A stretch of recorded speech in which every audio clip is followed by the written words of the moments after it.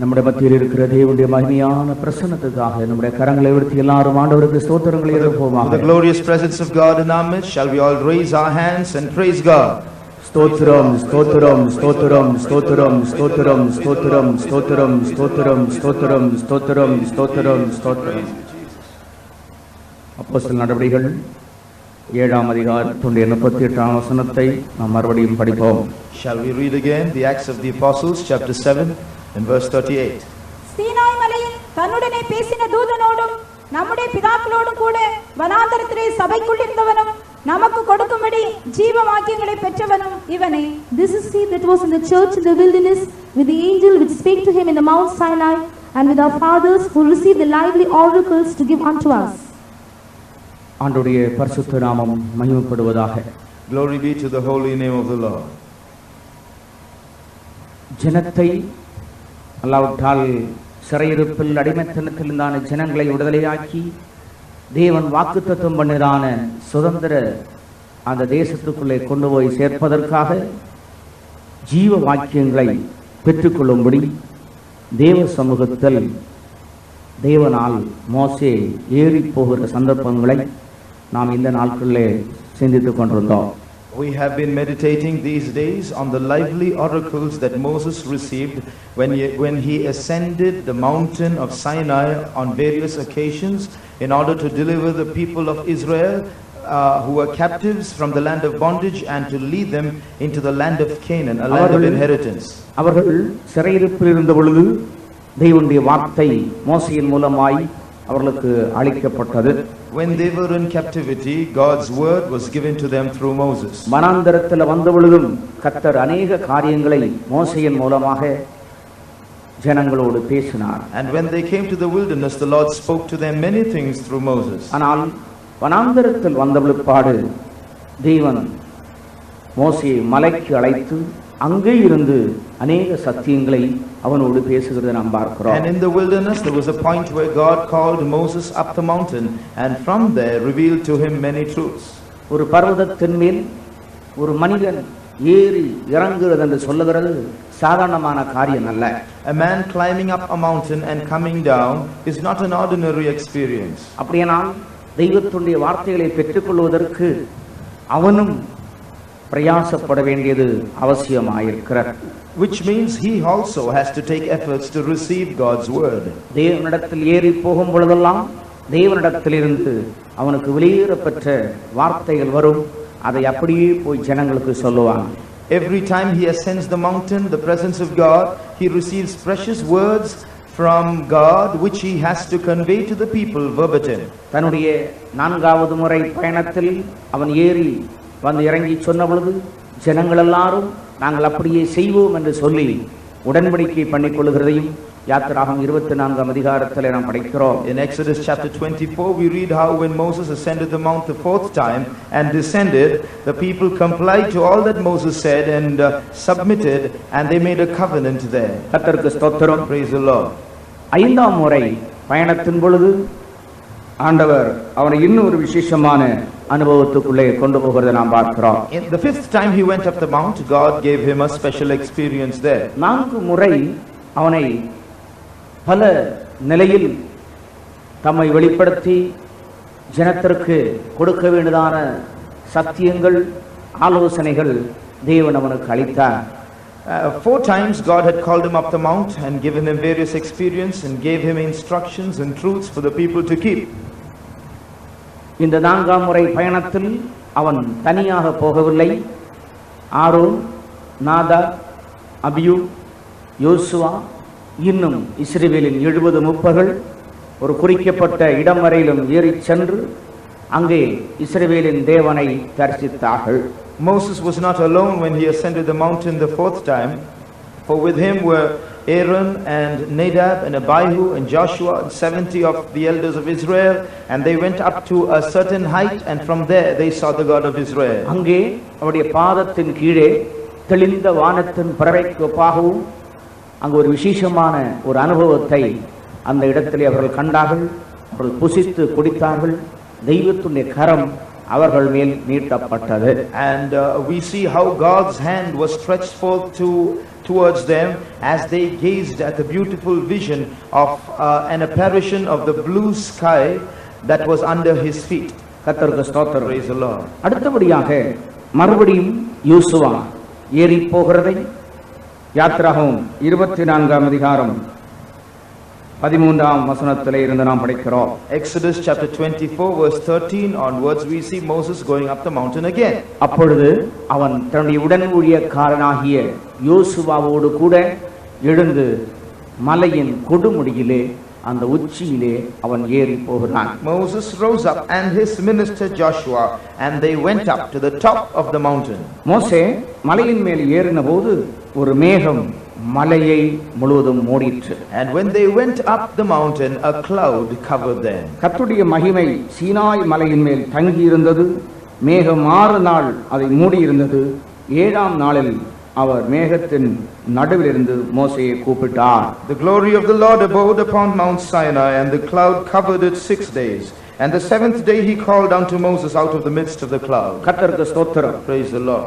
அவர் கூப்பிட்டு 25ஆம் அதிகாரம் 26ஆம் அதிகாரம் 27 28 29 30 31 அதிகாரங்கள் வரையிலும் ஆண்டவர் அவனோடு பேசி சொல்லிய சத்தியங்களை நாம் வாசித்து விளங்கிக் கொள்ளலாம்.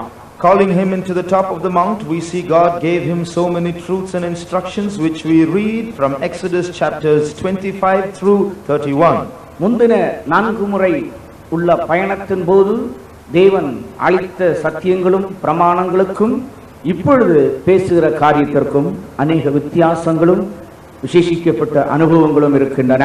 There are many differences between his first 4 ascensions up the mount and the things that God spake to him with what God revealed to him the 5th time he ascended up the mount. கர்த்தருக்கு ஸ்தோத்திரம். Praise the Lord. இந்த 5ஆம் முறை அவனுடைய பிரயாணத்திலே தான் ஆண்டவர் இஸ்ரவேல் ஜனங்களை குறித்து தம்முடைய சிந்தையிலே வைத்திருந்த மிகவும் உன்னதமும் மேன்மையுமான காரியங்கள் அவனுக்கு சொல்லித் தரப்பட்டது. It was this 5th time that Moses ascended the mount that God revealed to him God's sublime and great plan and special truths that had to be imparted to the children of Israel. தேவனுடைய ஜனமாகிய அந்த இஸ்ரவேலரை குறித்து தேவன் கொண்டிருந்த நோக்கம் என்னவென்றால் அவர்களை விடுதலையாக்கினால் மட்டும் போதாது, அவர்களை நடத்தி வந்தால் மாத்திரம் போதாது, அவர்களுக்கு நன்மைகளை தந்தால் மாத்திரம் போதாது, அவர்கள் நடுவிலே இவர் வாசம் பண்ண வேண்டும் என்று விரும்பினார். God's plan concerning the children of Israel did not end with just delivering them or leading them or doing good to them. He wanted to dwell in their midst. அவர்கள் இதற்கு முன்னே வானத்தின் மன்னாவினாலே போஷிக்கப்பட்டு வந்தது மெய்தான். It is true that just before this they had been fed with manna from heaven. கன்மலையின் தண்ணீரை அவர்கள் பருகினார்கள், அது உண்மைதான். It is true that they drank out from the water out of the rock. அவருடைய மாராவின் அனுபவம் மதுரமாக மாற்றப்பட்டதும் மெய்தான். It is true that he made the bitter waters of Mara sweet. அற்புதங்களையும் அடையாளங்களையும் தங்களுடைய வாழ்க்கையிலே அனுபவித்ததும் உண்மையான காரியம்தான். It is very true that they experienced miracles and wonders in their lives. இதெல்லாம் ஆவிக்குரிய வாழ்க்கையினுடைய ஆரம்ப பகுதியாயிருக்கிறது. This is just the early part of spiritual life. கர்த்தருக்கு ஸ்தோத்திரம். Praise the Lord. இவைகளெல்லாம் இருக்கிறபடியினால் அவர்கள் நடுவிலே தேவன் வாசம் பண்ணுகிறார் என்று சொல்ல முடியாது. Now just because all these things were there, one cannot say that God was dwelling amongst them. கர்த்தருக்கு ஸ்தோத்திரம். Praise the Lord. வாசம் பண்ணுவதற்கு என்ன செய்ய வேண்டும் என்பதை பற்றி ஜனங்களுக்கு சொல்லித் தரும்படியாக பர்வதத்தின் கொடுமுடியிலே தேவன் மோசேயை அழைத்துக் கொண்டு போகிறார். God called Moses to the summit of the mountain so that the people might know what they ought to do, so that God might dwell in their midst. கர்த்தருக்கு ஸ்தோத்திரம். Praise the Lord. அதற்கு மேல் அவன் ஏறி போவதற்கு இனி ஒரு இடம் இல்லை. There is no place to ascend beyond that. ஏனென்றால் கொடுமுடியில் என்று சொல்லப்பட்டிருக்கிறபடினால் அதற்கு மேல் ஒரு இடம் இல்லை. The word summit or top shows that there is no place above that point. அதாவது ஒரு ஆவிக்குரிய வாழ்க்கையினுடைய ஒரு எல்லையிலே, ஒரு மேல் எல்லை பகுதியிலே அவன் சென்று விட்டான். So he had reached the peak of his spiritual life. தேவனுடைய மனதை விளங்கிக் கொள்ளும்படியாக அவருடைய சிந்தையில் இருக்கிற முதலிடத்தை ஒரு மனிதன், விசேஷமாக ஒரு ஊழியக்காரன் அறிந்து கொள்ள வேண்டுமானால் அதற்கேற்றபடி அவன் ஒரு கிரயத்தை கொடுத்து மேலே ஏறி செல்ல வேண்டும். For a man to know what is in God's mind, especially what is first and foremost in God's mind, especially servants of God, have to pay a price and ascend. தெய்வத்துடைய சபையை நடத்தும்படியாக தேவனுடைய மனதில் இருக்கும் ஆலோசனைகள் திட்டங்களை ஒரு மனிதன் பெற்றுக்கொள்ள வேண்டுமானால் தேவன் எதிர்பார்க்கிற ஒரு உன்னதத்துக்குள்ள ஏறி போகும் பொழுதுதான் தம்முடைய திட்டங்கள் முழுவதையும் தெளிவாக அவனுக்கு புரிந்து கொள்ள முடியும், அவனுடைய சத்தத்தை அவன் கேட்க முடியும். To lead the church of God, to understand the plan of God clearly, a man of God has to will be able to hear the voice of God clearly and understand his plan only when he pays a price and goes to the top. தேவன் வாசம் பண்ணுகிற பல அனுபவங்கள் இருக்கிறது. There are many experiences of God dwelling with man. அதாவது தேவன் பரிசுத்தத்திலே வாசம் பண்ணுகிறார். அங்கேயே சொல்லப்பட்டிருக்கிறது யாத்திராகமம் 25:8 நான் வாசம் பண்ணும்படி எனக்கு ஒரு பரிசுத்த ஸ்தலத்தை உண்டாக்குவார்களாக என்று தேவன் மோசேயிடத்தில் சொல்லுகிறார். Exodus 25:8 God tells Moses, let them make me a sanctuary or a holy place that I may dwell amongst them. ஆண்டவருக்கு ஸ்தோத்திரம். Praise the Lord. அதிலே இருந்து வாசம் பண்ணுவதற்கு ஒரு உண்மையான தேவன் நேசிக்கிற விரும்புகிற ஒரு பரிசுத்தம் அத்தியாவசியமானது என்பதை நாம் விளங்கிக் கொள்கிறோம். From this we understand that it is imperative that a holiness that God desires must be found in the place where God wants to dwell. அது தேவன் வாசம் பண்ணுவதற்கு ஒரு குறிக்கப்பட்ட அனுபவமாய் இருக்கிறது. And that is a particular limited place where God dwells. ஆனால் ஏசாயா தீர்க்கதரிசன புத்தகம் 57ஆம் அதிகாரத்தினுடைய 15ஆம் வசனத்தை நீங்கள் படிக்கிற நேரத்திலே அங்கே உன்னதத்திலும் பரிசுத்த ஸ்தலத்திலும் வாசம் பண்ணுகிறவராகிய நான் நொறுங்குண்டு பணிந்த ஆவி உள்ளவிடத்தில் வாசம் பண்ணுகிறேன் என்று சொல்கிறார்.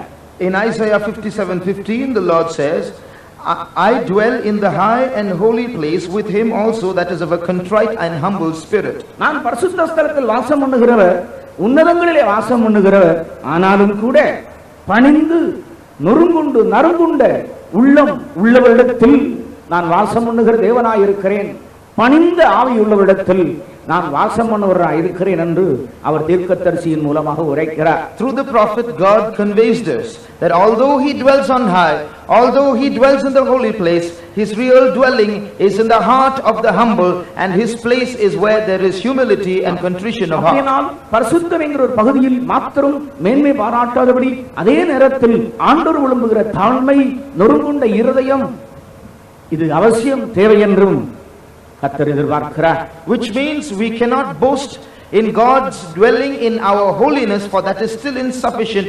With that holiness, God expects humility in us. ஆகவே தான் சகையினுடைய வீட்டிலே வாசம் பண்ணும்படியாக தங்கும்படியாக விரும்பின இயேசு கிறிஸ்து அவனை பார்த்து அந்த அத்திமரத்துக்கு மேல் அவன் இருக்கிறதை கண்டபொழுது, சகையிலே இறங்கி வா, இன்றைக்கு நான் உன் வீட்டிலே தங்க வேண்டும் என்று சொன்னார். That is why God, wanting to dwell in the house of Zacchaeus, saw Zacchaeus upon the sycamore tree and said, Zacchaeus, come down, for today I must abide at thy house. நீ அந்த அத்திமரத்தில் இருக்கிறது வரையிலும் நான் உன் வீட்டுக்கு வர முடியாது, உன் வீட்டிலே தங்க முடியாது. I cannot come down, I cannot dwell in your house as long as you are up the tree.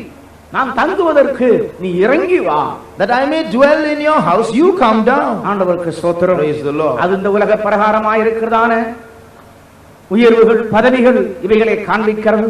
அதை விட்டு ஒரு மனிதன் தன்னுடைய உள்ளத்தில் இறங்கினால் மாத்திரம்தான் தேவன் அவனுக்குள்ளே தங்க முடியும். This shows the various pedestals and posts and positions that man occupies in these days.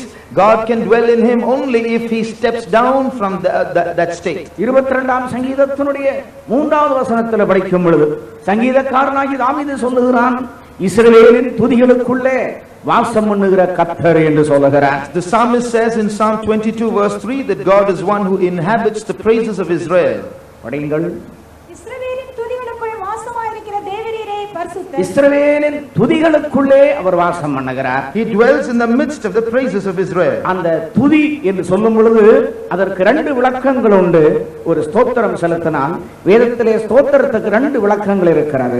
When we praise God, praise, the word praise has 2 definitions in the word of God. ஒன்று காளை என்றும் இன்னொன்று கனி என்றும் சொல்லப்பட்டிருக்கிறது. It is called a calf and it is called a fruit. ஓசியா 14ஆம் அதிகாரத்தினுடைய 2ஆம் வசனத்தினுடைய கடைசி பகுதியில் படிக்கும் பொழுது எங்கள் உதடுகளின் காளைகளை உமக்கு செலுத்துவோம் என்று சொல்கிறார்.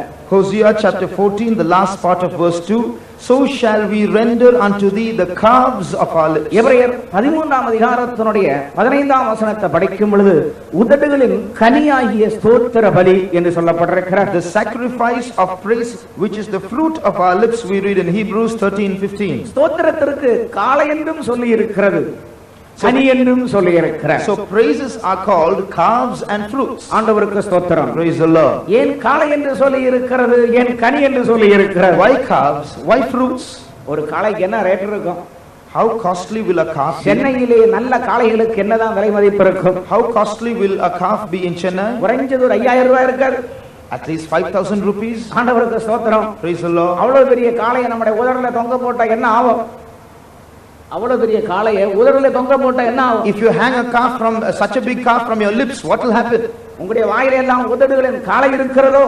Do you have the calves in your lips? ஒரு காளை என்ன சொன்னா அது ஒரு மனப்பூர்வத்தை காண்பிக்கிறது. A calf shows willingness. அதற்கு மேல் ஒரு சுமடை, ஒரு சுமையை தூக்கி வைக்கும் பொழுது சந்தோஷத்தோட தன்னுடைய தலையை குனித்து கொடுக்கிறார். When you put a burden on its neck, it bends its neck to submit அது to bear it. மனப்பூர்வமாய் ஆண்டவரை ஸ்தோத்திரிக்கிறதை It காண்பிக்கிறது. shows our willingly praising God. இரண்டாவது உதடுகளின் கனியாகிய ஸ்தோத்திர பலி என்று நாம் பார்க்கிறோமே. Secondly, we read of the sacrifice of praise, the fruit of our ஒரு lips. கனி என்று சொல்லும் பொழுது நமக்கு சொன்னாலே நாக்கிலே தண்ணீர் வருகிறது.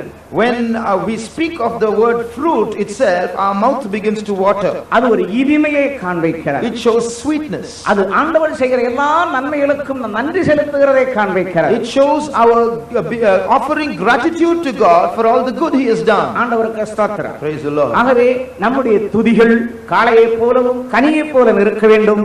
அப்பொழுது தேவன் நமக்குள்ளே வாசம் பண்ணுவார். So our praises should be like calves and like fruits, then God will dwell with us. கர்த்தருக்கு ஸ்தோத்திரம். Praise the Lord. அடுத்தபடியாக சகரியா தீர்க்கதரிசன புத்தகத்திலே நாம் படிக்கும் நேரத்தில் After that, when we read from the book of the prophet Zechariah, 2ஆம் அதிகாரத்துடைய 10வது வசனத்திலே சீயோன் குமாரத்தியே கம்பீரித்து பாடு, கர்த்தர் உன் நடுவில் வந்து வாசம் பண்ணுவார் என்று சொல்லி இருக்கிறார். we read in 2:10, sing and rejoice, O daughter of Zion, for lo I come and I will dwell in the midst of thee. படிங்கள். சீயோன் குமாரத்தியே கெம்பீரித்து பாடு, இதோ நான் வந்து உன் நடுவில் வாசம் பண்ணுவேன் என்று கர்த்தர் சொல்கிறார். இதோ நான் உன் நடுவில் வந்து வாசம் பண்ணுவேன். I will come and dwell in the midst of thee. சீயோன் குமாரத்தியே கம்பீரித்து பாடு, நான் வந்து உன் நடுவில் வாசம் பண்ணுவேன். Sing and rejoice, O daughter of Zion, for I will come and dwell in your midst. கம்பீரித்து பாட வேண்டுமானால் நல்ல சந்தோஷம் உள்ளத்தில் இருக்க வேண்டும். To sing and rejoice, one must be happy inside. உள்ளத்திலே எப்போதும் சந்தோஷம் இருக்கும் என்று சொன்னால் கர்த்தர் ஒரு மனுஷனோடு இருக்கிறார் என்று அர்த்தம். If a man is happy inside all the time, it means God is with him. இப்படி பல விதங்களிலே தேவன் ஒரு மனுஷனுக்குள்ளே வாசம் பண்ணுகிறது மெய்தான். This is how it is true that God dwells in man in various experiences. கர்த்தருக்கு ஸ்தோத்திரம். Praise the Lord. ஆனால் இங்கே இஸ்ரவேல் ஜனங்களிடத்திலே சீனாய் மலையில் வைத்து மோசேயின் மூலமாய் ஆண்டவர் சொல்லுகிற காரியம் என்ன? But what is this particular thing that God tells the children of Israel on the Mount Sinai through Moses? அந்த பர்வதத்தினுடைய கொடுமுடியிலே இருந்து கர்த்தருடைய வார்த்தை எப்படி வருகிறது? How does the word of God come on the top of the mountain? நீ ஜனங்களிடத்திலே இருந்து காணிக்கை கொண்டு வரும்படி சொல்லு என்று சொல்லுகிறார். Ask the people to bring offerings. இஸ்ரவேல் புத்திரர்கள் எனக்கு காணிக்கை கொண்டு வர வேண்டும். The children of Israel should bring me offerings. அந்த காணிக்கையை பற்றி பார்த்தாச்சுன்னா இப்போ நம்மகிட்ட இல்லாததெல்லாம் அங்கே இருக்கிறது. Now, if you look at நம்மிடத்தில் இல்லாத அவங்க இடத்துல இருந்தது. If you look at the offerings that they gave those days, they had what we don't have today. அன்றைக்கு இஸ்ரவேல் புத்திரரிடத்திலே அங்க சொல்லி இருக்கிற காரியங்கள் எல்லாம் இருந்தது. அதையெல்லாம் என்னிடத்துல கொண்டு வர சொல்லு என்று சொல்லும்படியாக கர்த்தர் மோசேயிடத்துல சொன்னார். What the Lord demanded or asked the children of Israel had those days. So God told Moses to ask them to bring those offerings. 3ஆம் வசனத்திலே இருந்து 7ஆம் வசனம் முடிய அங்கே என்னென்ன பொருட்கள் கொண்டு வர வேண்டும் என்று ஆண்டவர் சொல்லுகிறார் என்பதை நாம் பார்க்கிறோம். Various items are mentioned for offering in verses 3 to 7. இவையெல்லாம் கொண்டு வர சொல்லுகிற காரணம் இவையெல்லாம் அவர்களிலே இருக்கிறது. The reason why God asked them to bring these things was they had this with them. இல்லாத ஒன்றை கொண்டு வா என்று ஆண்டவர் நிச்சயமாகவே சொல்ல மாட்டார். God will never ask someone to bring something that he does not have. அவர்களுக்குள் இந்த பொருட்கள் அனைத்தும் இருந்தபடியினால் ஆண்டவர் சொல்லுகிறார் காணிக்கையாக இவைகளை கொண்டு வர வேண்டாம். Because they had all these objects, God tells them, bring them to me as offering. இன்றைக்கு अनेक இடங்களே சுவிசேஷ கூட்டங்கள் பிரசங்கிக்கும் பொழுது போதகர்களும் கூட இதை சொல்வார்கள். கழுத்துல இருக்கிறத கலெக்ட், காதுல இருக்கிறத கலெக்ட், நாங்க இப்ப அதை சொல்ல போறது இல்ல. Today in many gospel meetings we see even the preachers, they say remove what is around your neck, remove what is hanging from your ears, but we don't say that. இவைகளை எதற்கு கொண்டு வரும்படி சொல்கிறார்? Why does God ask them to bring these things? இவைகளை கொண்டு நான் வாசம் பண்ணுவதற்கு எனக்கு ஒரு வாசஸ்தலத்தை உண்டாக்க வேண்டும். With these things they should make a sanctuary, a holy place that I may dwell amongst them. அருமையானவர்களே, தேவன் கைகளினால் கட்டப்பட்ட ஆலயங்களிலே வாசம் பண்ணுவதில்லை. Beloved, God does not dwell in temples made with hands. ஏசாயா தீர்க்கதரிசியின் மூலமாக நம்முடைய தேவன் சொல்லுகிறார், வானம் எனக்கு சிங்காசனம், பூமி எனக்கு பாதபடி, நீங்கள் கட்டுகிற ஆலயம் எம்மாத்திரம்.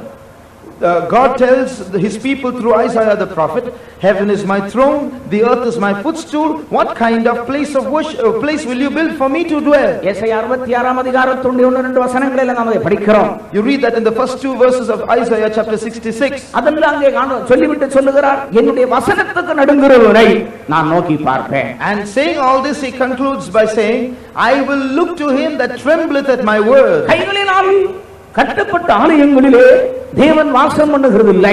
So God does not dwell in temples made with hands. அப்படியானால் இப்பொழுது அவர் எங்கே வாசம் பண்ணுகிறார்? So then, where does he dwell now? தேவன் பல விதங்களில் தம்மை அறிமுகப்படுத்தி அசைவாடி வாசம் பண்ணி கொண்டு வந்த சந்தர்ப்பங்கள் உண்டு. There are various situations in the word of God where God has dwelt in various ways, manifesting himself in various forms to the people. ஏதேனிலே ஆதாம் ஏவாளோடு ஆண்டவர் வாசம் பண்ணி கொண்டிருந்தது உண்மை. It is true that in the Garden of Eden God was dwelling with man. வனாந்தரத்திலே மோசேயை உண்டு பண்ணின வாசஸ்தலத்திலே ஆண்டவர் வாசம் பண்ணது உண்மை. It is true that God dwelt amongst men in the tabernacle that Moses made in the wilderness. சாலோமோனுடைய தேவாலயத்திலும் ஆண்டவர் வாசம் பண்ணது உண்மையான காரியம். It is true that God dwelt in the temple made by Solomon. செருபாபேலுடைய ஆலயம் முந்தின ஆலயத்தின் மகிமையை பார்க்கிறோம். இந்த ஆலயமானது மிகவும் மகிமையுள்ளதாய் இருந்ததென்று வேதம் சொல்லுகிறது. The Bible says that the glory of the latter temple, Zerubbabel's temple, was greater than the glory of the former temple. 46 ஆண்டுகளாக கட்டப்பட்ட ஏரோது ராஜாவுடைய ஆலயம் இந்த பூமியிலே இருந்தது. And we read of Herod's temple that took 46 years to complete. கர்த்தருக்கு ஸ்தோத்திரம். Praise the Lord. முடிவிலே இயேசு சொன்னார், இந்த ஆலயத்தை இடித்து போடுங்கள், மூன்றாம் நாளிலே இதை நான் எழுப்புவேன் என்று தம்முடைய சரீரத்தை குறித்து பேசினார். Finally, about his own body, Jesus said, destroy this temple and I shall raise it up in 3 days. நம்முடைய சரீரமானது ஒரு ஆலயமாய் இருந்தது என்பதை அந்த இடத்திலே அவர் ஊர்ஜிதப்படுத்துகிறார். There he was pointing out the fact that his body was a temple. கர்த்தருக்கு ஸ்தோத்திரம். Praise the Lord. இயேசு கிறிஸ்துவின் சரீரம் ஆலயமாய் இருந்தது போலவே நம்முடைய சரீரமும் பரிசுத்தாவியின் அபிஷேகத்தின் மூலமாக தேவனுடைய ஆலயமாய் மாறுகிறது. Just as the body of Jesus was the temple of God, our bodies become the temple of the Holy Ghost through the baptism of the Holy Spirit. கர்த்தருக்கு ஸ்தோத்திரம். Praise the Lord. இந்த ஆலயத்தை கட்டி எழுப்பும்படியாக ஜனங்களே உபகரணங்களை பொருட்களை கொண்டு வர வேண்டும். Now, to build this temple or tabernacle for God, the people themselves had to bring their offerings or objects. கர்த்தருக்கு ஸ்தோத்திரம். Praise the Lord. அங்கே கொண்டு வரப்படுகிற ஒவ்வொரு பொருட்களும் உபகரணங்கள் அனைத்தும் நமக்குள் சிருஷ்டிக்கப்படும் தெய்வீக குணாதிசயங்களை காண்பிக்கிறது. The objects, the material brought as offering to construct the tabernacle, all have spiritual experiences that teach us lessons in our life. அழிந்து போகிற பொருட்களிலே அல்ல தேவன் வாசம் பண்ணுகிறது, அழியாமல் நமக்குள்ளே சிருஷ்டிக்கப்படுகிற குணாதிசயங்களிலே தான் தேவன் தங்கி இருக்கிறார். God has his eternal abode not in places made of corruptible material, but he dwells in divine natures that are in us. நம்முடைய விசுவாசம் அது ஒரு சுபாவமாக இருக்க வேண்டும். Our faith should be character for him. நமக்குள்ளே இருக்கிற அன்பு அது ஒரு ஆலயத்தை உருவாக்கக்கூடிய ஒரு உபகரணம் போல இருக்க வேண்டும். The love that in us should form the material of God's temple. சாந்தம், இச்சையடக்கம், இப்படிப்பட்ட சுபாவங்கள் தான் நம்முடைய வாழ்க்கையிலே ஒரு பொருளாக ஆலயமாக அது உருவாக்கப்படுகிறது. Meekness, temperance and things like that constitute the various bricks or the material that build the temple. ஆண்டவருக்கு ஸ்தோத்திரம். Praise the Lord. அருமையானவர்களே, அநேக எழுத்தின்படி உள்ள ஆலயங்களிலே தான் நாட்டம் கவனம் செலுத்துகிறார்கள். Many people focus their attention on literal temples. ஆகவே உண்மையாய் அப்படியல்ல. தேவன் நம்முடைய இருதயத்தில் மறைவான இடத்தில் சிருஷ்டிக்கப்படுகிற விலையேறப்பட்ட குணாதிசயங்களை நமக்குள்ளே எதிர்பார்க்கிறார். But God expects in us special sublime natures, characteristics where he can dwell in our heart. இப்போ இந்த 25ஆம் அதிகாரம் 3ஆம் வசனத்தில் படிக்கும் பொழுது அங்கே சொல்லப்படுகிறதெல்லாம் விலையேறப்பட்ட பொருட்கள் தான். Now if you the things, the material that is mentioned in verses 3 to 8 of chapter 25, they're all precious things. சாதாரணமான பொருட்கள் அல்ல, எல்லாம் விலையேறப்பட்ட பொருட்கள். They're not ordinary things, they're all precious. வேதத்திலே விலையேறப்பட்டது என்ன? What is precious in the word of God? முதலாம் பேதுரு 3ஆம் அதிகாரத்துடைய 3ஆம் வசனத்தில் படிக்கும் பொழுது 3-4 வசனங்களிலே நாம் படிக்கிற நேரத்தில் இருதயத்திலே மறைந்திருக்கிற குணமே விலையேறப்பட்டது. In 1 Peter 3:3 we read that the hidden nature of the heart, that is of great price in the sight of God. இருதயத்திலே மறைந்திருக்கிறதான குணம் விலையேறப்பட்டது என்று சொல்லி இருக்கிறார். The hidden man of the heart, the hidden natures, divine natures of the heart, they are precious in God's sight. தேவன் தம்முடைய சுபாவத்திலே அவர் வாசம் பண்ணுகிறார். So God dwells in our character. அந்த சுபாவம் தான் மகிமை என்றெல்லாம் வெளிப்படுத்தப்படுகிறது. It is that character that is revealed as glory. கர்த்தருக்கு ஸ்தோத்திரம். Praise the Lord. அருமையான தேவனுடைய ஜனங்களே, Beloved people of God, நம்முடைய சுபாவங்கள் கர்த்தரிடத்தில் கொண்டுவரப்பட வேண்டும். our character has to be brought to God. அந்த சுபாவத்தின்படி தான் கையினால் கட்டப்படாத ஒரு கட்டடத்தை, வாசஸ்தலத்தை உண்டாக்க முடியும். It is through that character that a temple, a place of worship, a dwelling place can be made for God to dwell. பரலோகத்திலே கட்டப்படுகிற வீடானது கைகளினால் கட்டப்படாதது.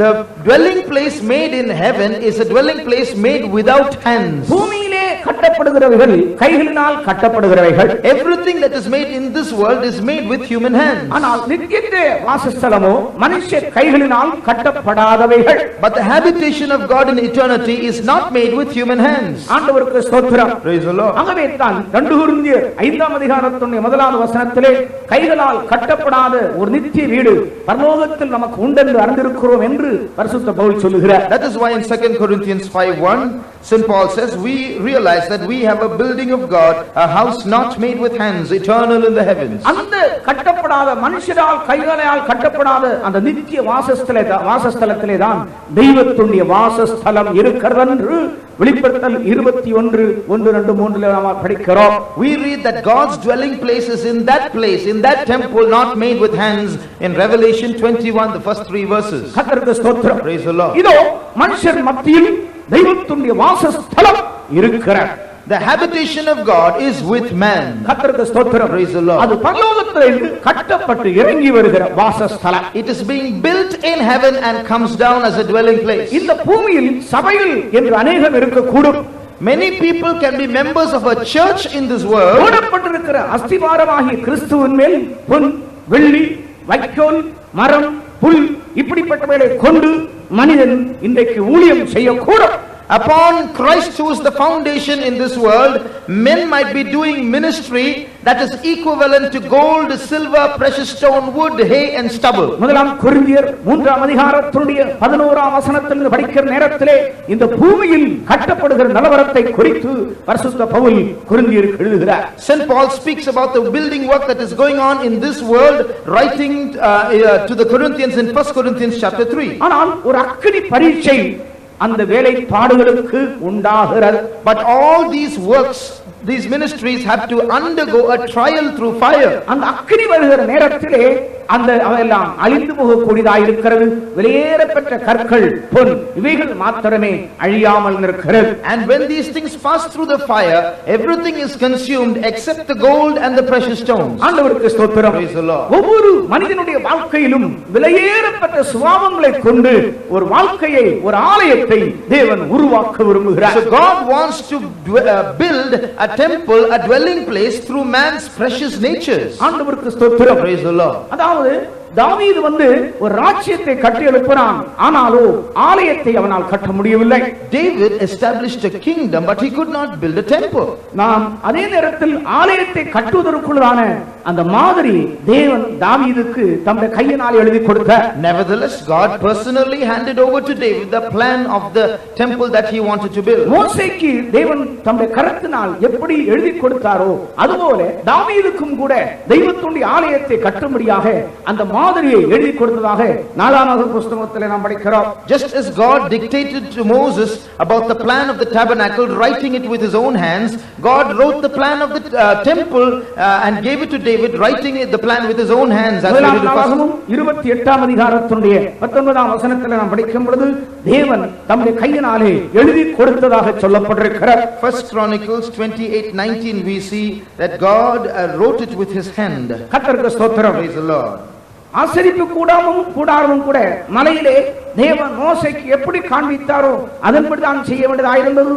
அதே போல சாலமோனுடைய தேவாலயமும் தேவன் எழுதி கொடுத்த மாதிரியின்படி கட்டப்பட வேண்டியதாயிருந்தது. Just as Moses had to build the tabernacle according to the written plan given by God upon the Mount Sinai, King David also had to receive from God the plan of God that was written by God's hand. அது எல்லா இடத்திலும் கட்டப்பட முடியாது. கர்த்தர் குறித்த ஸ்தானத்திலே தான் கட்டும்படி அது சொல்லப்பட்டது. And this temple could not be built in any old place. It had to be built in the spot appointed by God. ஈசாக்கு எங்கே பலி செலுத்தப்பட்டானோ அதே இடத்திலே தான் சாலமோன் தேவாலயத்தை கட்டும்படியாக தாவீது அதற்கு சொல்லி வைத்தான். David had given instructions to build the temple upon the site where Isaac was offered as a sacrifice. எல்லா இடத்திலேயும் ஆலயத்தை கொண்டு கட்டக்கூடாது. So you cannot build a temple in all places. அருமையானவர்களே, நிலைநிற்கக்கூடியதான ஒரு ஆலயம் ஒரு குறிக்கப்பட்ட மலையின் மேல் அஸ்திவாரம் போடப்பட்டிருக்கிறது. A dwelling place, an abiding temple has to be put on a mountain in a particular place appointed by God. இன்னைக்கு சபையாகி ஆலயம் மோரியா மலையில் அல்ல சீயோன் மலையில் அஸ்திவாரம் போடப்பட்டிருக்கிறது. The church, the temple of God has been founded not on Mount Moriah but on Mount Zion. ஆண்டவராகிய இயேசு கிறிஸ்து சீயோனிலே அவர் அஸ்திவாரமாக போடப்பட்டிருக்கிறார். The Lord Jesus Christ has been laid upon Zion as a foundation. அங்கே அவர் அஸ்திவாரக்கல்லாகவும் மூலைக்கல்லாகவும் அங்கே வைக்கப்பட்டிருக்கிறார். There he is kept as a foundation stone, as a cornerstone. எல்லா இடங்களிலும் ஆலயத்தை கட்டுவதற்கு தேவன் அனுமதி கொடுக்கவில்லை. So God has not granted permission to build a temple in any place. ஆனால் அதே நேரத்தில் அந்த நாட்களிலே अनेक ஜெபாலயங்கள் இருந்தன. At the same time, in those days there were many synagogues. ஜெபாலயங்கள் வேறு, தேவாலயம் வேறு.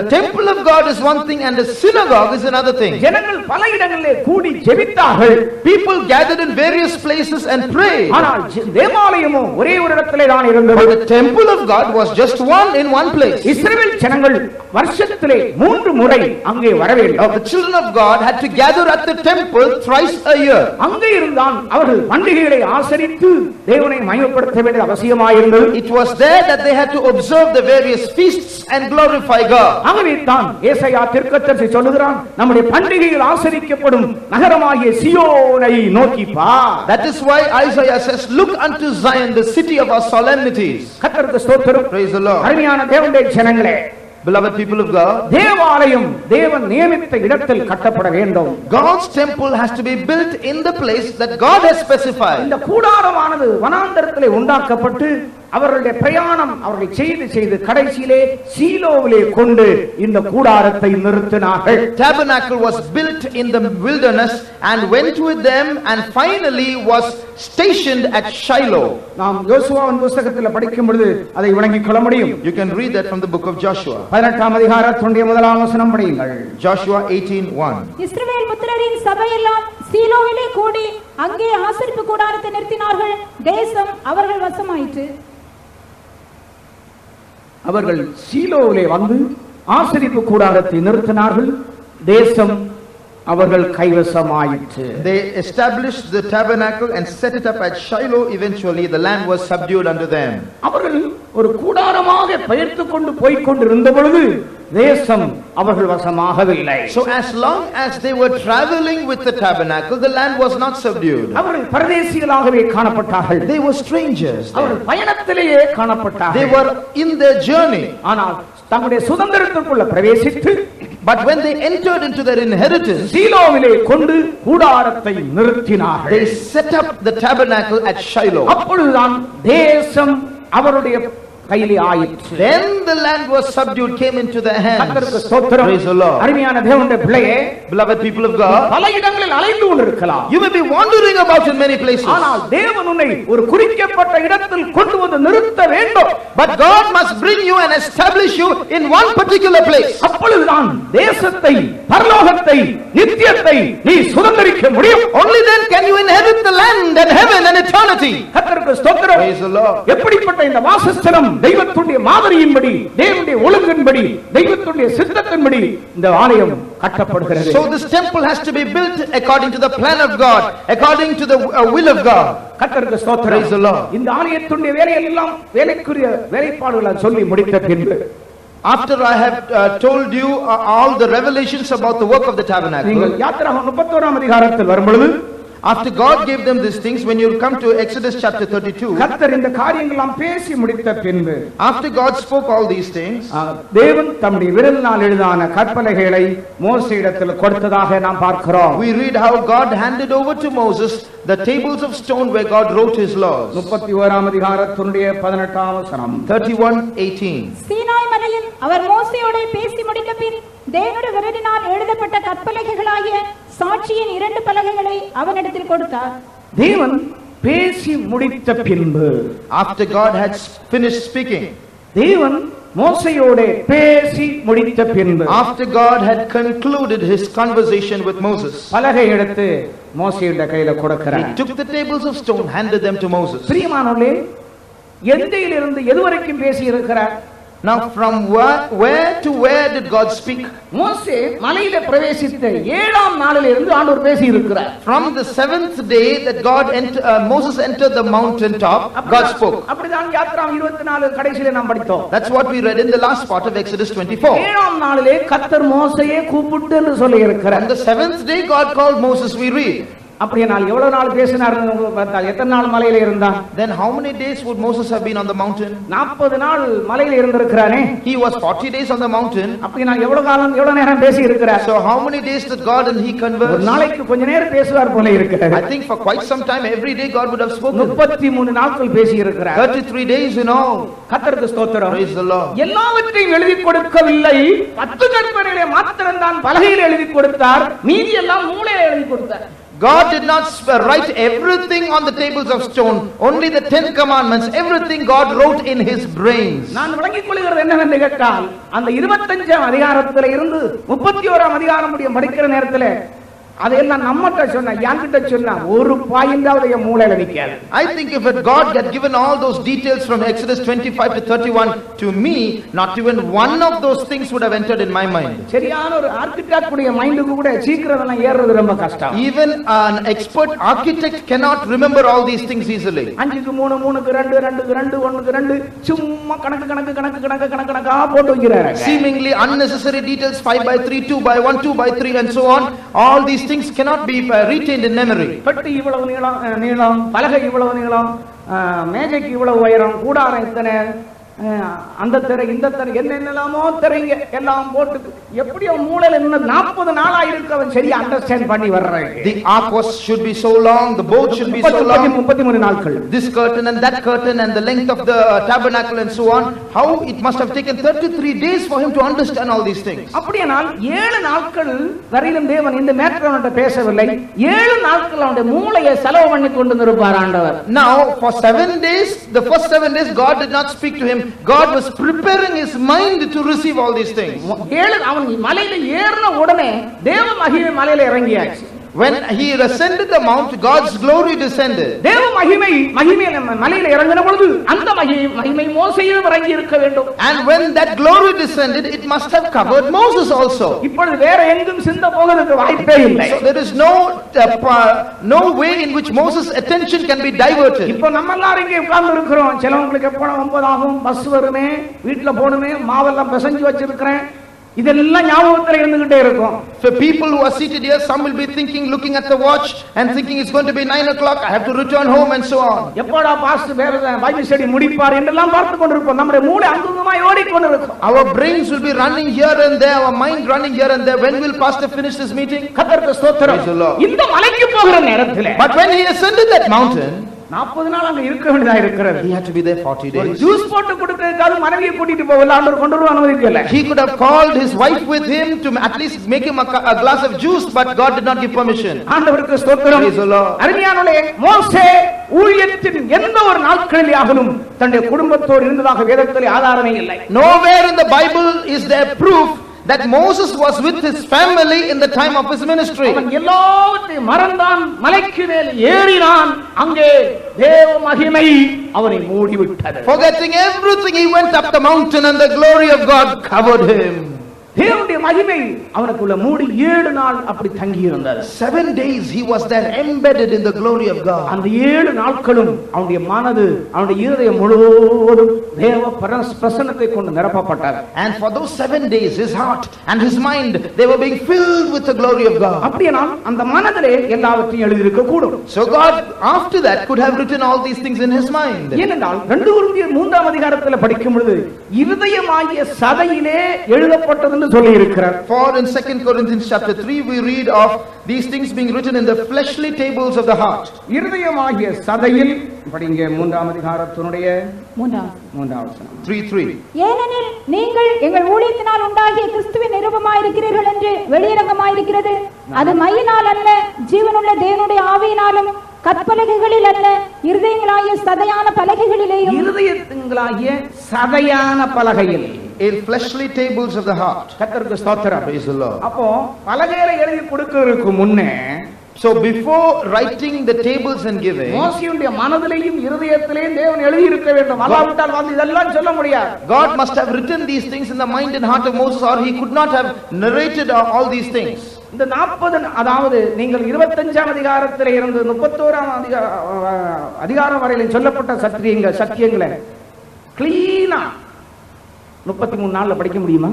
Now all the truths that are written in chapter 25 to 31, can you read them and memorize them within 33 days? நிச்சயமாவே கஷ்டமான காரியம். It is certainly difficult. இதற்காகவே தேவன் மோசேயினுடைய மனதை முழுவதும் அவர் கழுகி விட்டார். This is why God had to wash and cleanse Moses' mind wholly. நம்ம 40 வருஷம் வரையில வேதம் படிச்சு கொண்டிருக்கிறோம். இன்னும் ஆசரிப்பு கூடாரம் என்னன்னு கேட்டாச்சுன்னா கீழே மேலே யோசிக்கிறோம். We have been reading the Bible for 40 years, and if someone asks you what is the tabernacle, we look up and down and blink. கர்த்தருக்கு ஸ்தோத்திரம். Praise the Lord. கொஞ்ச நேரம் ஆசரிப்பு கூடாரத்தை பத்தி பேசியாச்சுன்னா பாஸ்டர் சொன்னதும் புரியலையேங்கறாங்க. If you speak about the tabernacle a little bit, finally they say, Pastor, we can't understand it. ஒரு காரியத்தை உலகிக் கொள்ள வேண்டுமானால் அதுல 3 பகுதி இருக்கிறது. And to understand something, there are 3 parts. ஒன்று அதை வாசிக்க வேண்டும். First we have to read. இரண்டாவது கேட்க வேண்டும். Secondly listen. மூன்றாவது கைக்கொள்ள வேண்டும். Thirdly keep. அதுதான் வெளிப்படுத்தல் 1:3 நாம் படிக்கிறோம். That is what we read in Revelation 1:3. இந்த புத்தகத்தில் எழுதி இருக்கிறதை வாசிக்கிறவர்கள், those blessed are they that read those things that are written therein, கேட்கிறவர்கள், and that hear them, கைக்கொள்ளுகிறவர்கள், and that keep them. வாசிச்சா மாத்திரம் போதாது. So reading is not enough. கேட்கணுமானா சொல்லிக் கொடுக்காத தேவையா இருக்கிறது. We should hear. That means someone should be there to instruct. படிப்பாட்டுவதற்கு, கற்றுத் தருவதற்கு ஆட்கள் இருந்தால் தான் கேட்க முடியும். You can hear only if there is someone to teach. கர்த்தருக்கு ஸ்தோத்திரம். Praise the Lord. ஆனால் மோசேக்கு தேவன் பேசிக் கொடுத்தார். God taught Moses. தேவன் தான் மோசேயோடு பேசினார். God spoke to Moses. அருமையான நண்பரே, ஆண்டவருக்கு ஊழியம் செய்கிற ஊழியர்களே, Oh friend, servant of God that is serving God. நீங்கள் பல இடங்களில் பல நிறுவனங்களில் ஊழியம் செய்யலாம். You may be serving God in various areas, in various capacities. உனக்கு நேரடியாக தேவனிடத்திலிருந்து வார்த்தை அவசியமாய் இருக்கிறது. But you need God's word directly from him. கர்த்தருக்கு ஸ்தோத்திரம். Praise the Lord. வேதாகம கல்லூரியில் இருந்த எல்லா குப்பையிலும் தலையில இருக்கலாம். You may have all that you have gathered from the Bible college. இவன் படிச்சு இயேசு கிறிஸ்து உயர்த்தெழுந்தார்னு சொல்றதை நம்ப முடிய மாட்டேங்குது. கிறிஸ்தவ தலைவர்கள் அது எப்படி சாதிக்க முடியும்னு கேக்குறாங்க. At the end of all their education in theology, the question is, how is it possible that Jesus could have risen from the dead? இயேசு கிறிஸ்து சிலுவையில மரித்துவிட்டு உயர்த்தெழுந்தார் எப்படி நம்ப முடியும்? இன்னைக்கு வேதத்தை போதிக்கிற போதகர்களே சொல்லுகிறார்கள். Bible teachers themselves ask question, how can we believe that Jesus died and rose again? அப்படியெல்லாம் பிசாசு அவருடைய மூளையை என்ன மாதிரி கெடுத்திருக்கிறான் பாருங்கள். See how much the devil has defiled their mind. காரணம் என்னவென்றால் அவர்களுக்கும் தெய்வத்துக்கும் சம்பந்தம் இல்லை. The reason is there is no relationship between them and God. வேதத்தை ஒரு பிழைப்புக்காக மாத்திரம் கையில் எடுத்திருக்கிறார்கள். They have taken their Bibles in hand only to survive in this world. வேதத்தை கையில் வைத்துக் கொண்டு, Keeping your Bible in your hand, வேதத்தை தூக்கிக் கொண்டு, taking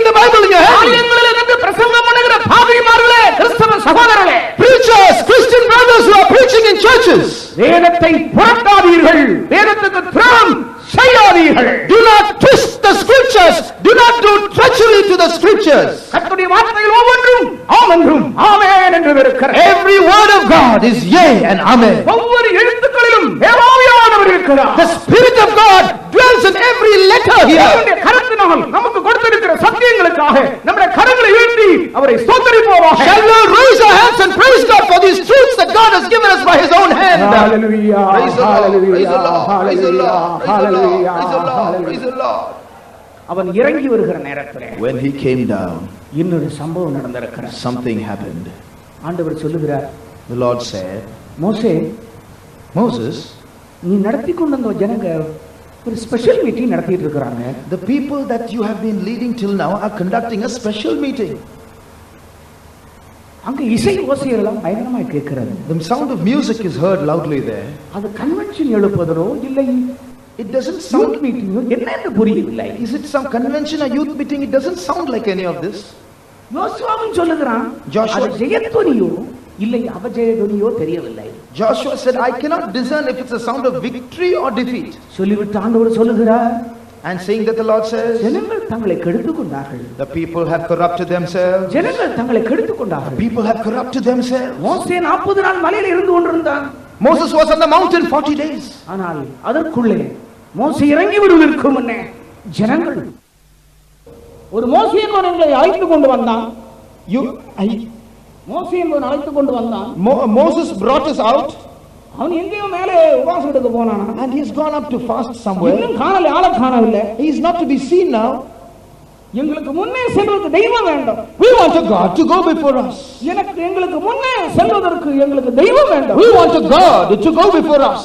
அதனால தெய்வத்தை இப்ப உண்டாக்கி தந்தான். So make us a God. என்ன பயங்கரமா. How terrible. How terrible. ஆரோன்ட்ட சொல்றாங்க தெய்வத்தை உண்டாக்கு. Telling Aaron to make a God. கர்த்தருக்கு ஸ்தோத்திரம். Praise the Lord. அன்றைக்கு சொன்னது போலவே இன்றைக்கும் கூட நடக்கிறது. தெய்வத்தை அநேகர் உண்டாக்குகிறார்கள். Even as those days, even today, people are making gods. ஆண்டவர் சொல்லுகிறார், என்னை அன்றி வேற தேவர்கள் உனக்கு உண்டாயிருக்க வேண்டாம் என்று இந்த ஜனங்களோட சொன்னார். ஆனால் அவர்களோ கொஞ்ச நாளுக்குள்ளார எங்களுக்கு முன்னே செல்லும்படி தேவர்கள் வேண்டும் என்று சொல்லுகிறார். Just a few days ago, God had instructed them clearly, thou shalt have no other gods before me. But within that short span of time, the people were asking, make us a God. உடனே மோசே சொன்னான், So Moses said, உங்களிடத்தில் பொன்னெல்லாம் கொண்டு வாங்க. bring all the gold that you have. ஆனால் தேவன் ஒரு காரியத்தை சொல்லி இருந்தா, அந்த பொன்னெல்லாம் என்கிட்ட கொண்டு வரணும் என்னத்துக்காகன்னு சொன்னா வாசஸ்தலம் உண்டாக்க முடியாது. God had asked him to bring the gold to make a tabernacle. ஆனால் இப்பொழுது ஆரோன் சொல்லுகிறான், நான் தெய்வம் உண்டாக்குறதுக்காக உங்களுக்கு தெய்வத்தை உண்டாக்கி தர்றேன், பொண்ணு எல்லாம் காதணி எல்லாம் கொண்டு வாங்க. Aaron says, now remove all your jewelry and bring them to me. I will make a God out of your jewelry. தெய்வத்துடைய பிளானும் மனுஷனுடைய சுய அறிவு எப்படிப்பட்டதா இருக்கிறது பாருங்கள். See, look at the plan of God and look at the mind of man. மனுஷனுக்குள் இருக்கிறதை கொண்டு தெய்வத்துக்கு வாசஸ்தலம் உண்டாக்க வேண்டும்.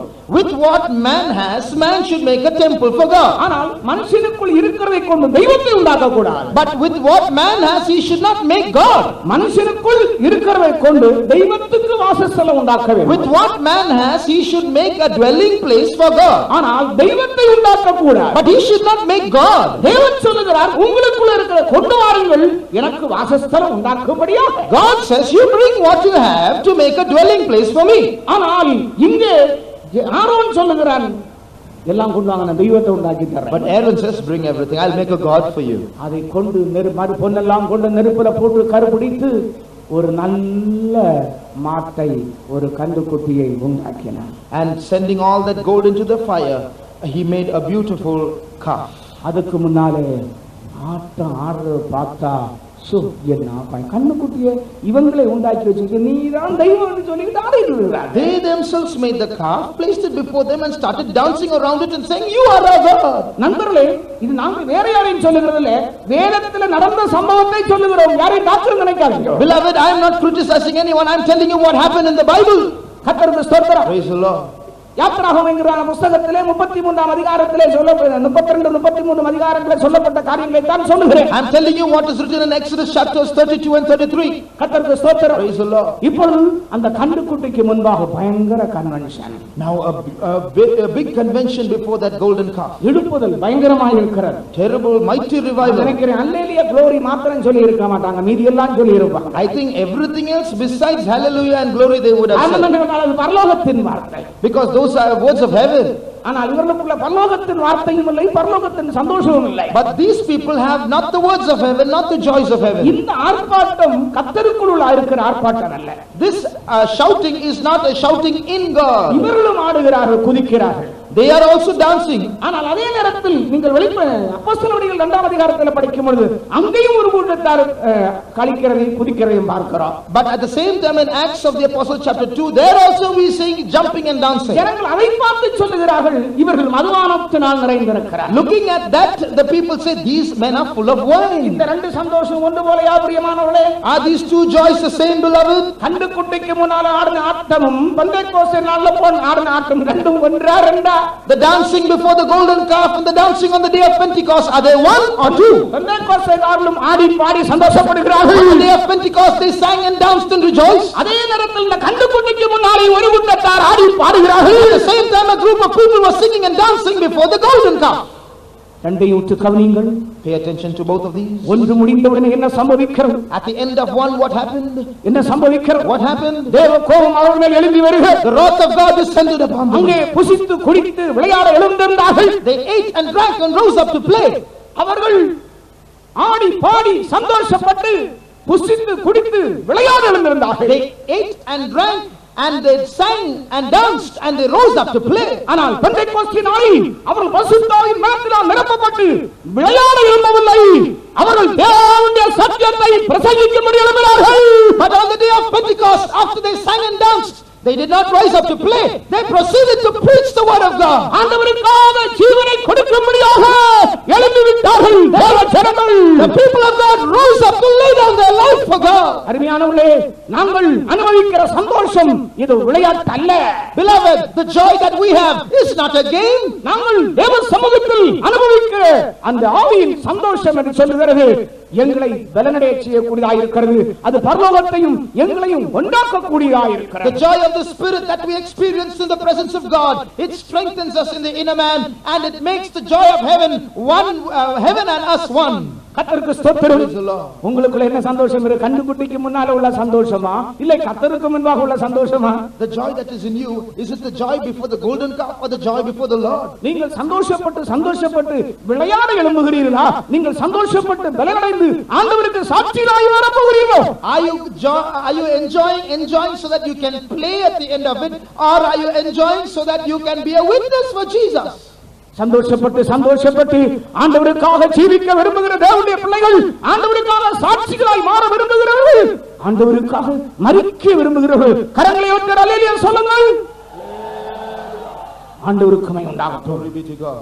இந்த சம்பவத்துக்கு பிற்பாடு After this incident, மோசே இறங்கி வரும் நேரத்தில் when Moses came down, நிலவரத்தை கண்டபொழுது when he saw all this, கையில் இருந்தான கற்பலகை எடுத்து வீசிவிட்டார். he took the 2 tables of stone in his hand and threw them. அதற்கு முன்னால கர்த்தர் சொல்லிவிட்டார், Before that God had said, நீ என்னை விட்டு விடு, let me alone. நான் இந்த ஜனங்களை ஒரு நிமிஷத்தில் அழித்து விடுவேன். In a moment I will consume them. நீ என்னை விட்டு விடு, Leave me alone. நான் உன்னை ஒரு பெரிய ஜாதியாக்குவேன். I will make a great nation of இவர்கள் you. வணங்கா கழுத்துள்ள ஜனங்கள். These are a stiff-necked people. இவர்கள் எவ்வளவோ கிரியைகளை கண்டும் இவர்கள் மறுபடியும் தங்கள் இதயங்களை கடினப்படுத்துகிறார். They have seen all my works and still they harden their hearts. கர்த்தருக்கு ஸ்தோத்திரம். Praise the Lord. அருமையான தேவனுடைய ஜனங்களே, Beloved people of God, இந்த சந்தர்ப்பத்தில் தான் மோசே யார் என்று தெரிகிறார். it is at this point of time that people know who Moses is. கர்த்தருக்கு ஸ்தோத்திரம். Praise the Lord. அவன் என்ன சொல்லுகிறான்? What does he say? படிங்கள் 32ஆம் அதிகாரத்துடைய 30ஆம் 31ஆம் வசனம். 32, 30 and 31. மறுநாளில் மோசே ஜனங்களை நோக்கி, நீங்கள் மகா பெரிய பாவம் செய்தீர்கள், உங்களுக்காக பாவ நிவர்த்தி செய்யக்கூடுமோ என்று அறிய இப்பொழுது நான் கர்த்தரிடத்திற்கு ஏறி போகிறேன் என்றான். அப்படியே மோசே கர்த்தரிடத்துக்கு திரும்பி போய், ஐயோ, இந்த ஜனங்கள் பொன்னினால் தங்களுக்கு தெய்வங்களை உண்டாக்கி மகா பெரிய பாவம் செய்திருக்கிறார்கள். ஆகிலும் தேவரீர் அவர்கள் பாவத்தை மன்னித்தருளுவீரானால் மன்னித்தருளும், இல்லாவிட்டால் நீர் எழுதி நம்முடைய புஸ்தகத்திலிருந்து என் பெயரை கிறுக்கி போடும் என்றார். கர்த்தருக்கு ஸ்தோத்திரம். Praise the Lord. ஐயோ, இந்த ஜனங்கள் மகா பெரிய பாவம் செய்திருக்கிறார்கள். These people have sinned a great sin. இவர்களுக்காக எப்படி பாவ நிவர்த்தி செய்கிறார்? How will I make atonement for them? கர்த்தாவே, நீருடைய பாவங்களை மன்னித்தரலாம். Lord, forgive them their sin. இவர்களுக்கு நீர் மன்னிக்கவில்லை என்றால் என் பேரையும் கூட உம்முடைய புஸ்தகத்தில் இருந்து கிறுக்கி போடணும். If you can't forgive their sin, then blot out my name from your book. இதற்கு முந்தி நீங்கள் 32ஆம் அதிகாரத்தில் படிக்கும் பொழுது, Before that in chapter 32, ஆண்டவர் சொல்லுகிற பகுதியை நாம் பார்க்கிறோம். look at what God says. 32ஆம் அதிகாரத்தின் 9வது வசனத்திலே, Verse 9. பின்னும் கர்த்தர் மோசேயை நோக்கி, இந்த ஜனங்களை பார்த்தேன், இவர்கள் வணங்கா கணத்துள்ள ஜனங்கள், ஆகையால் என் கோபம் இவர்கள் மேல் மூளவும் நான் இவர்களை அழைத்து போடவும் நீ என்னை விட்டுவிடு, உன்னை ஒரு பெரிய சாதியாக்குவேன் என்றார். The Lord told Moses, I have seen this people, and behold, they are a stiff-necked people. Therefore let me alone, that my wrath may wax hot against them, that I may consume them, and I will make of thee a great nation. அப்பொழுது மோசே அதற்கு அவன் அனுமதிக்காதபடி அவர்களுக்காக திறப்பின் வாசலிலே நிற்கிறான். Then Moses stood in the breach and did not allow this to happen. ஆண்டவரே, நீர் இப்படி செய்வீரானால் இந்த ஜனங்களை அழைத்து அவர்களுக்கு வாக்குத்தத்தம் பண்ணான அந்த பாலும் தேனும் ஓடுகிற தேசத்தை உம்மால் கொடுக்க முடியாதபடியினாலே இவர்களை வனாந்தரத்தில் கொண்டு போட்டீர் என்று ஜனங்கள் சொல்லுவார்களே, நான் என்ன செய்வேன் என்று சொல்லி ஆண்டவரை நோக்கி கூக்குரலிடுகிறார். Moses cried out and argued with God and said, Lord, if you destroy them here, the Egyptians will say, for mischief did God bring them, because he was not able to take them to the land flowing with milk and honey, and so he destroyed them here. உம்முடைய கோபத்தை இவர்களை விட்டு எடுத்து போட்டு இவர்கள் மேல் பரிதாபம் கொள்ளும் என்று கேட்கிறார். Take away thy wrath, O Lord, and have compassion on these people. கர்த்தருக்கு ஸ்தோத்திரம். Praise the Lord. இது மாத்திரமல்ல, என்னாகும் 14ஆம் அதிகாரத்தில் வரும் பொழுது அங்கேயும் கூட ஒரு சந்தர்ப்பத்திலே இந்த ஜனத்திற்காக மோசே திறப்பின் வாசல்ல நிற்கிறதை நாம் பார்க்கிறோம். Once again in Numbers chapter 16 we see Moses standing in the gap. 14ஆம் அதிகாரத்துடைய 13 முதல் 20ஆம் வசனம் வரையிலும் தேவ ஜனத்திற்கு மேல் ஒரு கோபம் எழும்புகிற சந்தர்ப்பத்தை நாம் காண முடியும். In chapter 14 verses 13 to 20 we see the wrath of God facing the people. கர்த்தருக்கு ஸ்தோத்திரம். Praise the Lord. அவர்கள் அதாவது கானான் தேசத்தை வேவுபார்க்க போன 12 பேரிலே 2 பேர்களை தவிர மீதி 10 பேரும் துர்ச்செய்தியை கொண்டு வந்து ஜனங்களை கலக்கிக் கொண்டிருந்தார்கள். Of the 12 who were sent to spy the land of Canaan, 10 of them came back and brought evil report and stirred up the people. ஜனங்களுக்குள்ள மிகுந்த கலக்கம் உண்டாயிற்று. There was great confusion in the congregation. நீங்கள் எங்களை வனாந்தரத்திலே கொண்டு விட போகிறீர்கள். You have come and brought us to the wilderness to kill us. நீர் எங்களுக்கு வாக்குத்தத்தம் பண்ண தேசத்தை கானானை எங்களுக்கு கொடுக்கவில்லை. You have not given us the promised land of Canaan. ஜனத்துக்கு மேல் இருமாப்பு கொள்ளுகிறீர்கள். You rebel against the people. இது மோசேக்கு விரோதமாய் முறுமுறுத்தார். They rose up against Moses. அப்பொழுது கர்த்தர் சொன்னார், Then the Lord said, இந்த ஜனத்தை நீ என்னை விட்டுவிடு. Leave me alone. நீ என்னை விடு. Leave me alone. நான் உன்னை ஒரு ஜாதியாக்குவேன். I will make a great nation of you. இவர்களை நான் கொன்று போடுவேன். I will consume them. அந்த நேரத்திலும் கூட மோசே என்ன செய்கிறார்? And again what did Moses do? அந்த ஜனத்திற்காக கண்ணீர் விடுகிறார். He shed tears for those people. கர்த்தருக்கு ஸ்தோத்திரம். Praise the Lord. இதே சம்பவத்தை சங்கீதக்காரன் எடுத்து சொல்லும் பொழுது, When the psalmist quotes this incident 106ஆம் சங்கீதம் 21 22 வசனங்களை படிக்கிற நேரத்திலே, in Psalm 106 verses 21 and 22, அவர்களை அழிக்காதபடிக்கு மோசே அவர்களுக்காக திறப்பிலே நின்றார். Moses stood in the breach to turn away his wrath lest he should destroy them. அவர்களை அழிக்காதபடிக்கு மோசே அவர்களுக்காக திறப்பிலே நின்றார். Moses stood before God in the breach that they might not be destroyed. அருமையான தேவனுடைய ஜனங்களே, இந்த 5வது பயணத்தின் போது நடக்கிற காரியம், 6வது பயணத்தின் போது நடக்கிற காரியம் என்னவென்று கேட்டால், ஜனங்களுக்காக அவன் பரிந்து பேசுகிறதை நாம் பார்க்கிறோம். The 6th time Moses goes up the mount, what happens is that he intercedes for the people. நீர் அவரை அழித்து போடக்கூடாது, நீர் அவர்களுக்கு பரிதாபம் கொள்ள வேண்டும் என்று அவர்களுக்காக கெஞ்சுகிறார். Moses begged and implored, saying, Lord, don't destroy them, have mercy on them. ஒரு சந்தர்ப்பத்திலே மிரியாமுக்காகவும் கூட மோசே கெஞ்சுகிறதை நாம் பார்க்கிறோம். There was an incident where Moses interceded for Miriam. என்னாகும் 12ஆம் அதிகாரத்தினுடைய 13ஆம் வசனத்தில் படிக்கும் பொழுது, அவளுக்கு அப்படி சம்பவிக்க கூடாது, அவள் தன்னுடைய மாம்சம் அழுகி விழுந்ததான ஒரு ஸ்திரீயை போல அவள் ஆகாதிருப்பாளாக என்று சொல்லி அவளுக்காக கெஞ்சுகிறதை நாம் பார்க்கிறோம். In Numbers chapter 12 we see Moses interceding for Miriam, saying, Lord, this should not happen to her. Heal her now, O God, I beseech thee. கர்த்தருக்கு ஸ்தோத்திரம். Praise the Lord. அவளுக்காக கெஞ்சினான். he begged God for her. அழிந்து போகிற ஒரு மனுஷனையும் அழிந்து போகிறது அவன் விரும்பவில்லை. எல்லாருக்காகவும் அவன் ஒரு திறப்பின் வாசல்ல நின்று பரிந்து பேசும் மனிதனாயிருந்தான். மறுபகுதியிலே சொன்னால் அவன்தான் மத்தியஸ்தன். Moses therefore did not desire the destruction of the people. He stood between God and them and interceded, and in proper terms he was a mediator. தேவன் தம்முடைய ஜனங்களுக்கு சத்தியத்தை மோசேயிடத்தில் கொடுக்கக்கூடிய காரணம் என்னவென்று கேட்டால், மத்தியஸ்தம் பண்ணுகிற ஒரு ஆவி, ஒரு சுபாவம் மோசேக்குள் இருந்தபடியினால். The reason why God gave these truths to the people through Moses was that God discerned that Moses had a spirit of a mediator in him. ஜனங்களை சபிக்கிறபடினால அல்ல, ஜனங்களை சுமந்து அவர்களுக்காக பரிதவிக்கிறபடினாலே தான் அப்படிப்பட்ட ஒரு மனிதன் தேவனுக்கு அவசியமாயிருக்கிறது. அவனுடைய கையிலே தான் தேவன் ஜனத்துடைய உத்தரவாதங்களையும் ஜனங்களை நடத்தக்கூடியதான ஆலோசனைகளையும் கர்த்தர் கொடுப்பார்.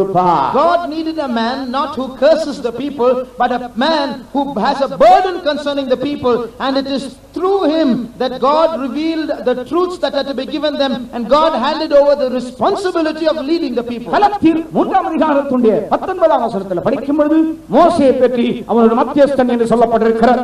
In Galatians chapter 3 verse 19 we read that Moses was a mediator. கர்த்தருக்கு ஸ்தோத்திரம். வேதத்திலே இரண்டு மத்தியஸ்தரை சொல்லி இருக்கிறார். ஒன்று மோசே, இன்னொன்று இயேசு கிறிஸ்து. We read of two mediators in the Bible. One is Moses, the other is Jesus. கர்த்தருக்கு ஸ்தோத்திரம். Praise the Lord. முதலாம் தீமோத்தேயு 2ஆம் அதிகாரத்தினுடைய 4-5 வசனங்களை படிக்கிற நேரத்தில் நினைக்கிறேன், அங்கு தேவன் ஒருவரே, தேவனுக்கு மத்தியஸ்தனும் ஒருவரே என்று சொல்லப்பட்டிருக்கிறது. 1 Timothy 2:5 we read that God is one and there is one mediator between God and man. தேவனுக்கும் மனிதனுக்கும் மத்தியஸ்தன் ஒருவரே. There is one mediator between God and man. அருமையான தேவனுடைய ஜனங்களே, மனிதனுக்கு ஒரு மத்தியஸ்தர் தேவை. Beloved people of God, man between God and man there is need of a mediator. மனுஷனுக்காக தெய்வத்திடத்திலிருந்து இரக்கம் கேட்பதற்கு ஆட்கள் தேவை. So there are people needed to go to God and ask for mercy on the behalf of man. மனுஷன் செய்கிற பாவம் தவறுகளுக்கு ஆண்டவரிடத்திலே நான் ஆண்டவருக்கு முன்பாக நின்று கொண்டு கெஞ்சி அவருடைய ஆத்துமாவுக்காக உத்தரவாதம் பண்ணி இரக்கம் கேட்பதற்குள்ள பரிசுத்தவான்கள் இந்த கடைசி நாட்களில் ஒவ்வொரு காலங்களிலும் தேவையாயிருக்கிறார். In every dispensation, especially in these last days, God is looking out for saints who will stand between him and men, so that people might not be destroyed in their iniquity, that the people might take responsibility for their souls and intercede for them. நாம் எரேமியாவின் புத்தகம் 15ஆம் அதிகாரம் 1ஆம் வசனத்தில் படிக்கும் பொழுது அங்கே தீர்க்கதரிசியாகிய எரேமியாவின் மூலமாய் ஆண்டவர் சொல்லுகிறார், மோசேயும் சாமுவேலும் என்று சொல்லுகிறார். In Jeremiah 15:1 God tells Jeremiah, though Moses and Samuel. எசேக்கியேல் 14ஆம் அதிகாரத்தினுடைய 11ஆவது வசனத்திலே யோபு, தானியேல், நோவா என்று மூன்று புருஷர்களை சொல்லுகிறார். In Ezekiel chapter 14 verse 11 we see three people mentioned there, யோபு, Noah, Noah, Daniel and Job. கர்த்தருக்கு ஸ்தோத்திரம். இந்த மூன்று பேரும் எனக்கு முன் நின்றாலும் என்று சொல்லி இருக்கிறார். These three people stood before me. இப்பொழுது நான் 5 பேரை சொன்னேன். Now I gave you 5 names. எரேமியா 15ஆம் அதிகாரத்தினுடைய 1ஆவது வசனத்தில் மோசேயும் சாமுவேலும். In Jeremiah 15:1 Moses and Samuel. எசேக்கியேல் 14:12 யோபு, நோவா, தானியேல் என்று சொல்லப்பட்டிருக்கிறது. And Ezekiel 14:14 Noah, Daniel, Job. இவர்கள் எல்லாரும் அந்தந்த நாட்களிலே ஒரு மத்தியஸ்தரை போல அல்லாவிட்டால் பரிந்து பேசுகிறவர்களாக, ஜனத்துக்காக வேண்டுதல் செய்கிறவர்களாக அவர்கள் காணப்பட்டார்கள். In their days these people did the ministry of interceding for the people, making supplication to God on their behalf. மோசே ஜனங்களுடைய அக்கிரமங்களை, பாவங்களை சுமந்து கொண்டு தேவ சமூகத்தில் நின்றதை நாம் அறிகிறோம். We know of Moses standing in the presence of God bearing the iniquity of the people. ஆகவே தான் ஜனங்கள் பிற்காலங்களிலே தேவனை துக்கப்படுத்துகிற நேரத்தில் அவர்களை அழிக்க வேண்டும் என்று இருக்கும் பொழுது மோசேயை நினைவு கூர்ந்ததை குறித்து ஏசாயா தீர்க்கதரிசன புத்தகம் 63ஆம் அதிகாரத்தில் நாம் படிக்கிறோம். That is why in Isaiah chapter 63 we see how in later days when God wanted to destroy the people, he remembered Moses. நீங்கள் 63ஆம் அதிகாரம் 10-11 வசனங்களை படிக்கும் பொழுது இந்த சத்தியத்தை நாம் விளங்கிக் கொள்கிறோம். 10 and 11 of Isaiah 63. அவர்களோ கலகம் பண்ணி அவருடைய பரிசுத்த ஆவியை விசனப்படுத்தினார்கள். They rebelled and vexed his Holy Spirit. அதனால் அவர் அவர்களுக்கு விரோதியாய் சத்துருவாக மாறினார். Therefore he turned to be their enemy. ஆகிலும் அவர் பூர்வ நாட்களையும் மோசேயையும் தம்முடைய ஜனத்தையும் நினைவு கூர்ந்தார் என்று சொல்லப்பட்டிருக்கிறது. Nevertheless he remembered the days of old, Moses and his people. மோசேயை அவர் நினைவு கூர்ந்தார். He remembered Moses. கர்த்தருக்கு ஸ்தோத்திரம். Praise the Lord. இந்த ஜனத்திற்காக மோசே பட்ட பாடுகளை அவர் நினைவு கூர்ந்தார். He remembered all the sufferings that Moses went through for the people. ஆனால் இப்பொழுதோ பிதாவாகிய தேவன் இயேசு கிறிஸ்துவை நினைவு கூறுகிறார். But now God the Father remembers Jesus. கர்த்தருக்கு ஸ்தோத்திரம். இயேசு என்ன சொல்லக்கூடும்? What can Jesus say? பிதாவே, Father, என்னுடைய இரத்தத்தை நான் இந்த ஜனத்திற்காக கொடுத்தேன். I have shed my blood for these people. என்னுடைய கடைசி சொட்டு இரத்தம் வரையிலும் நான் இந்த ஜனத்திற்காக தந்தேன். I have shed my last drop of blood for them. என்னுடைய பாவங்களை அக்கிரமங்களை எல்லாம் நான் என் மேல் ஏற்றுக்கொண்டேன். I have received all their iniquity upon myself. நான் பட்ட பாடு உமக்கு தெரியும். You know, Father, all that I have suffered. இவர்களை தண்டிக்க வேண்டாம். Don't punish them. இவர் மேல் கிருபையாயிரும். Have mercy on them. உம்முடைய அக்கிரமத்தை மன்னியும். Forgive their iniquity. என்று சொல்லி இயேசு பிதாவிடத்தில் இன்றைக்கு பரிந்து பேசிக்கொண்டு ஒரு மத்தியஸ்தராயிருக்கிறார். With these words, Jesus is interceding for man, playing the role of a mediator. கர்த்தருக்கு ஸ்தோத்திரம். Praise the Lord. மோசே அந்த நாட்களில் ஜனங்களுக்காக ஒரு பரிந்து பேசும் மனிதனாய் காணப்பட்டான். In those days, Moses was an intercessor for the people. மாத்திரமல்ல, சாமுவேலுடைய வாழ்க்கையிலும் கூட நாம் அதை காண முடியும். Not just that, you see this in the life of Samuel too. Samuel ஜனங்களுக்காக பரிந்து பேசுகிறவர் ஆனபடியினால் ஒரு சந்தர்ப்பத்திலே பெலிஸ்தர் வந்து இஸ்ரவேலை நெருக்கிக் கொண்டிருக்கிற நேரத்தில் ஜனங்கள் எல்லாரும் வந்து சொல்லுகிறார்கள் சாமுவேலிடத்திலே, எங்களுக்காக ஓயாமல் வேண்டிக் கொள்ளும். There was a time when the Philistines had surrounded the Israelites and were oppressing them, and the people assembled to Samuel and said, "Cease not to pray for us." முதலாம் சாமுவேல் 7ஆம் அதிகாரத்தின் 8-9 வசனங்களை படிக்கிற நேரத்திலே அவர்கள் வந்து சொல்லுகிறதை நாம் பார்க்கிறோம், எங்களுக்காக ஓயாமல் வேண்டிக் கொள்ளும். And they said in 1 Samuel 7:8, "Cease not to cry unto the Lord our God for us." எங்களுக்காக ஓயாமல் வேண்டிக் கொள்ளும். Cease not to cry out unto the Lord. அருமையான தேவனுடைய ஜனங்களே, நாம் ஜெபிக்கிறோம், ஆனால் நமக்காக வேண்டுதல் செய்யக்கூடிய பரிசுத்தவான்கள் தேவை. செத்து போனவங்க, லவ்யர் இருக்கிறவங்க. Now we need people to pray for us, not dead people, but people who are alive to intercede for us. ஏனென்றால் வேதம் சொல்லுகிறது, மரித்தவர்களும் மௌனத்தில் இறங்குகிறவர்களும் என்று சொல்லுகிறார். For the Bible speaks of those who are dead and those who have gone into silence. சிலர் செத்தவங்களிடத்தில் போய் எங்களுக்காக வேண்டிக் கொள்ளும் என்று சொல்வார்கள். அப்ப ஆதாரமே இல்லை. Some people go to the dead and say, "You pray for us." There is no proof in the word for that. உயிரோடு இருக்கிற பரிசுத்தவான்கள், ஜீவிக்கிற பரிசுத்தவான்கள், தேவஜனங்கள் ஜனங்களுக்காக வேண்டுதல் செய்ய வேண்டும். People of God who are alive, saints of God who are living, people of God, they have to intercede for the people. ஒரு சந்தர்ப்பத்திலே சாமுவேலுடைய உள்ளத்தில் அந்த துக்கத்தை தேவனே பார்த்து, நீ ஏன் துக்கப்பட்டு கொண்டிருக்கிறாய் என்று கேட்கிறார். On one occasion, looking at the grief and the sorrow in the heart of Moses, God asked God asked Samuel, "Why are you sad?" முதலாம் சாமுவேல் 16ஆம் அதிகாரத்தினுடைய 1ஆம் வசனத்தில் படிக்கும் பொழுது, நான் தள்ளிவிட்ட சவுலுக்காக நீ எந்த மட்டும் துக்கப்பட்டு கொண்டிருப்பாய் என்று 1 Samuel கேட்டார். 16:1, "How long will you mourn for Saul, seeing I have rejected him?" அப்படியானால் அந்த மனிதனுடைய உள்ளமானது, ஒரு மனிதன் தன்னை இழந்த பொழுது, தேவ கோபம் அவன் மேல் வந்ததை அறிந்த பொழுது, அந்த சாமுவேல் என்கிறான தீர்க்கதரிசியுடைய உள்ளத்திலே எவ்வளவு பெரிய பாரமும் வேதனையும் இருந்தது என்பதை நாம் விளங்கிக் கொள்ள வேண்டும். From this we should understand what a great burden there was in the heart of Samuel, what a great sorrow there was in his heart when he realized that a man was rejected by God. தேவன் ஒரு மனிதனை தள்ளிவிட்ட பொழுது அவனுடைய உள்ளம் எந்த அளவுக்கு வாதித்தது என்பதை நீங்கள் சிந்தித்து பாருங்கள். See how his heart was in pain and agony when he realized that there was a man rejected by God. தேவனே சொல்லுகிறார், நீ எந்த மட்டும் துக்கப்பட்டு கொண்டிருப்பாய். God says, "How long will you be sad? நீ இந்த துக்கத்தை நீக்கி போட்டு நீ வேறொருவனுக்கு அபிஷேகம் பண்ணு. Put away thy sorrow and go and anoint another person." அருமையான தேவனுடைய ஜனங்களே, ஆகவே தான் சாமுவேலும் மோசேயும் என் முகத்துக்கு முன்பாக நின்றாலும் என்று இஸ்ரவேலை பார்த்து கர்த்தர் சொல்லுகிறார். That is why God tells the children of Israel, referring to Moses and Samuel, "They stood before me." கர்த்தருக்கு ஸ்தோத்திரம். Praise the Lord. மாத்திரமல்ல, Not just that. அபிமெலேக்காரனுடைய வீட்டாரை அபிமெலேக்கை பார்த்து ஆண்டவர் ஆபிரகாமை பற்றி சொல்லுகிறார். Looking at Abimelech, the Lord tells about Abraham. ஆதியாகமம் 20ஆம் அதிகாரத்திலே 7ஆம் வசனம் படிக்கும் பொழுது, Genesis 20 verse 7. அவன் ஒரு தீர்க்கதரிசி, He is a prophet. அவன் உனக்காக வேண்டுதல் செய்வான். He will pray for you. தெய்வம் சொல்லுகிறார் ஆபிரகாமை பற்றி. God tells him about Abraham. ஒரு புறஜாதி ராஜாவிடத்தில் சொல்லுகிறார். God tells a heathen king this. அவனுடைய மனைவி அனுப்பிவிடு.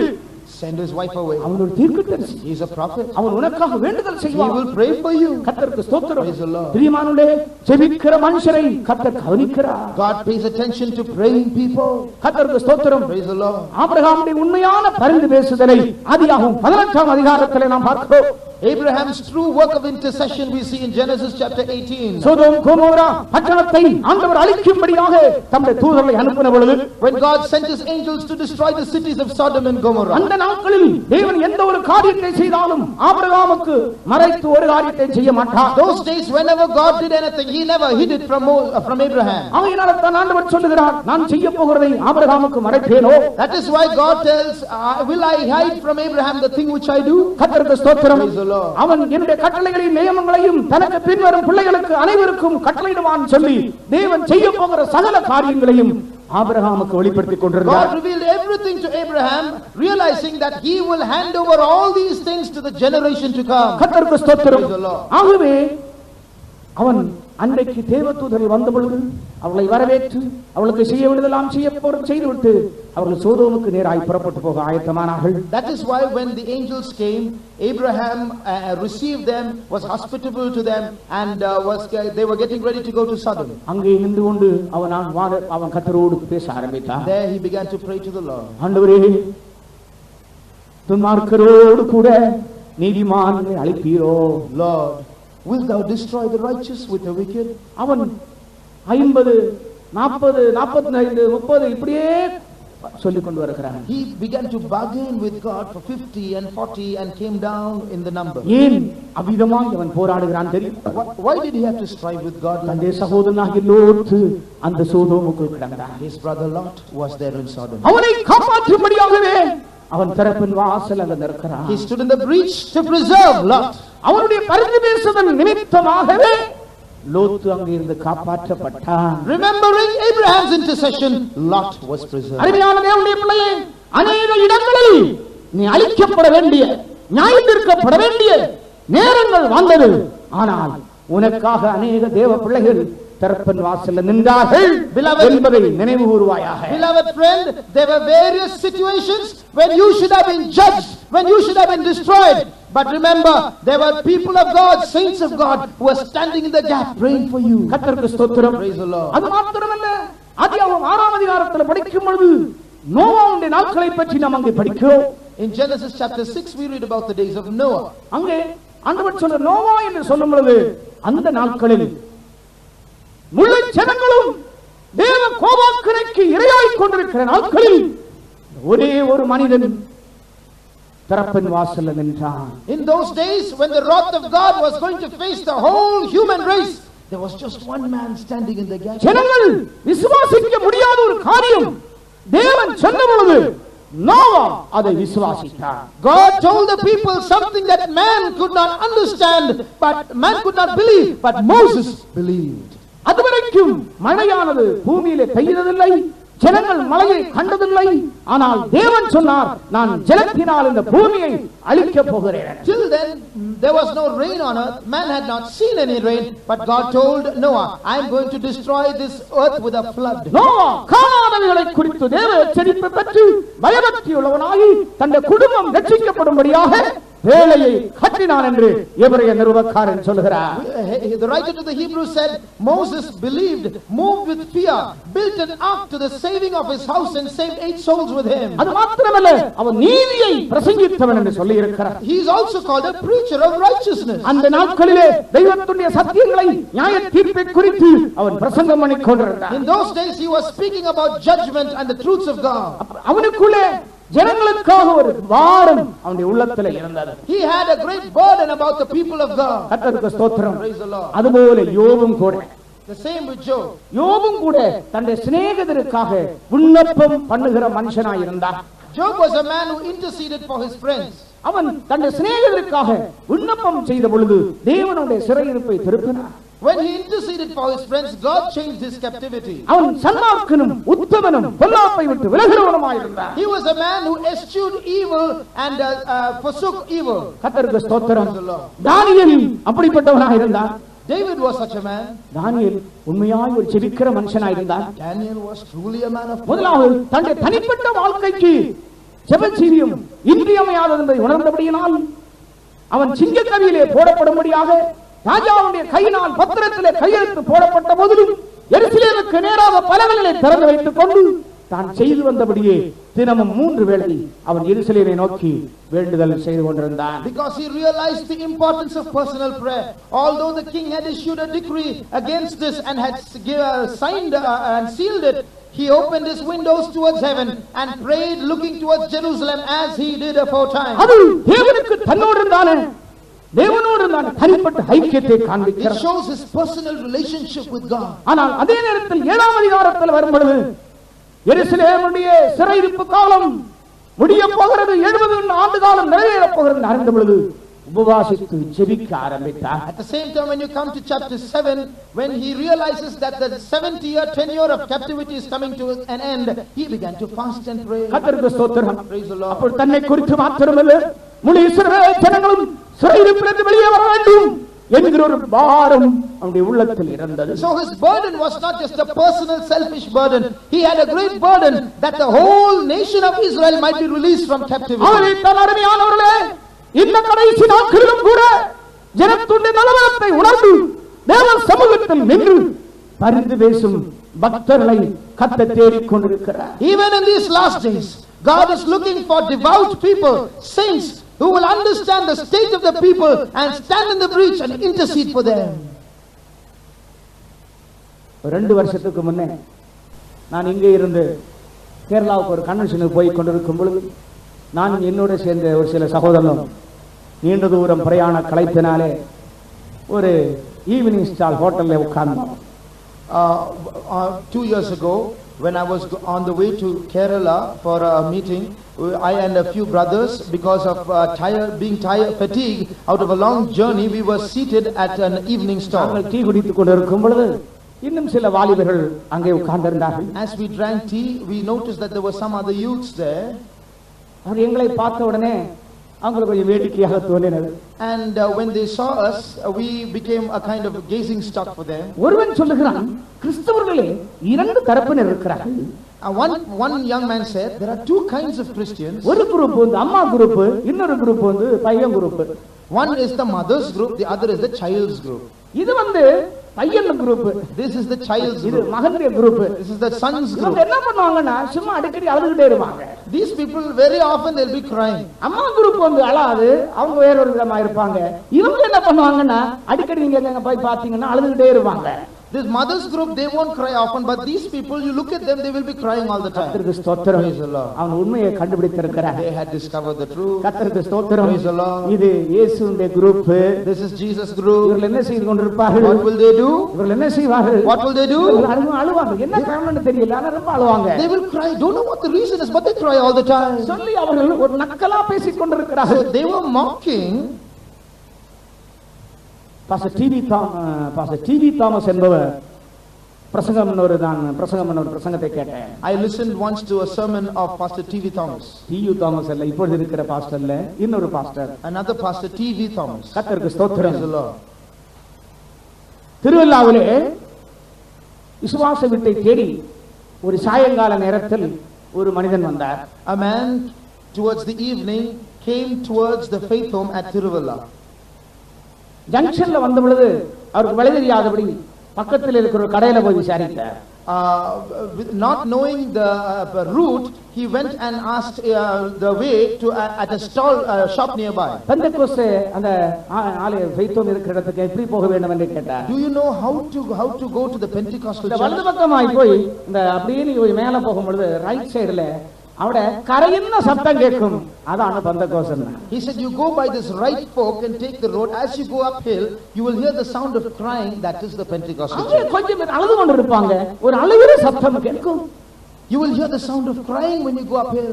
கர்த்தருக்கு Praise the ஸ்தோத்திரம். Lord. உலகம் விசுவாச வீட்டுக்குள்ளே அழுகையின் சத்தம் ஆத்துமாக்களுக்காக, அழிந்தோர் ஜனங்களுக்காக, வியாதியஸ்தருக்காக, ஆண்டவரை விட்டு விலகி போக துன்மார்க்கருக்காக தேவனுடைய ஜனங்கள் பரிசுத்தவான்கள் அழுது கொண்டிருக்கிறார்கள். Therefore, in the church of God, saints of God, people of God are interceding and crying for the world, for souls who are perishing, for people who are backsliding and going into wickedness, for the church. அருமையான நண்பர்களே, இங்க கூடியிருக்கிற அநேகர் அறிந்து கொள்ள வேண்டும். இந்த பட்டணத்துக்காக எத்தனையோ தேவனுடைய ஜனங்கள் அழுது கொண்டிருக்கிறார்கள். Beloved friends and all those who are gathered here, you must realize that there are people crying for this city. கர்த்தருக்கு ஸ்தோத்திரம். Praise the Lord. தேவனுடைய ஜனத்துடைய அழுகையினால தான் தேசம் இவ்விதமாகவாவது காக்கப்படுகிறது. This city is being preserved at least like this because people of God are crying to him. ஆண்டவராகிய இயேசு கிறிஸ்து இந்த பூமியில் இருக்கும்போது பலத்த சத்தத்தோடும் கண்ணீரோடும் கூட அவர் வேண்டுதல் செய்தார். When the Lord Jesus Christ was in this world, he also made supplication with strong cryings and tears. அப்போஸ்தலர்கள் ராஜாக்களுக்காகவும் அதிகாரமுள்ள யாவருக்காகவும் ஜெபிக்கிறவர்களாய் வேண்டுதல் செய்கிறவர்களாய் இருந்தார்கள். The apostles prayed and made intercession for kings and all that were in authority. ராஜ்யங்களுக்காக ராஜாக்களுக்காக அவர்கள் வேண்டுதல் செய்கிறவர்களாய் இருந்தார்கள். They made supplication for kings and kingdoms. கர்த்தருக்கு ஸ்தோத்திரம். Praise the Lord. இந்த மாலை நேரத்தில் பரிசுத்த ஆவியானவர் ஒரு பலமான கிரியை நமக்குள்ளே செய்ய வேண்டும் என்று விரும்புகிறார். The Holy Spirit wants to do a mighty work within us this evening. நீங்கள் எத்தனை பேர் இந்த ஆபிரகாமை போல, மோசேயை போல, சாமுவேலை போல, யோபை போல, தானியேலை போல, நோவாவை போல, பவுலை போல எத்தனை பேர் மாற விரும்புகிறீர்கள்? How many of you want to become like Moses and Samuel and Abraham and Noah and Job and Daniel and Paul?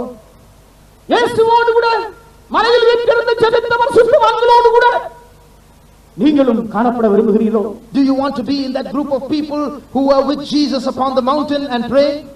ஆண்டவராகிய இயேசு கிறிஸ்து இந்த பூமியில் இருக்கும் பொழுது தம்முடைய சீஷர்களை அப்போஸ்தலராய் நியமிக்க வேண்டிய நேரம் வந்த பொழுது மலையிலே போய் இரவெல்லாம் ஜெபித்துக் கொண்டதாக லூக்கா 6 அதிகாரத்தில் நாம் படிக்கிறோம். In Luke chapter 6 we read how Jesus went to the mountaintop and prayed when the time came for him to make his disciples apostles. கர்த்தருக்கு ஸ்தோத்திரம். Praise the Lord. லூக்கா 6 அதிகாரம் 12 வசனத்திலையும் மார்க்கு 3 அதிகாரத்துடைய 13 வசனத்திலையும் படிக்கும் பொழுது அந்த ஆர்டினேஷன் அல்லாஹ்வுடைய அப்போஸ்தலர் என்றுதான் நியமனமானது மலையிலே தான் நடைபெற்றது. When you read Luke 6:12 and Mark 3:13, we read that the apostolic ordination was on the mountain. கர்த்தருக்கு ஸ்தோத்திரம். Praise the Lord. இரவெல்லாம் இயேசு ஜெபித்தார். All night Jesus prayed. இந்த கடைசி நாட்களில் தேவனுடைய சபைக்கு இந்த ஜெப ஆவி மிகவும் அவசியமாயிருக்கிறது. In these last days the church badly needs the spirit of prayer. இது ஒரு சொந்த பலத்தினால் நடக்கக்கூடிய ஒரு காரியம் அல்ல.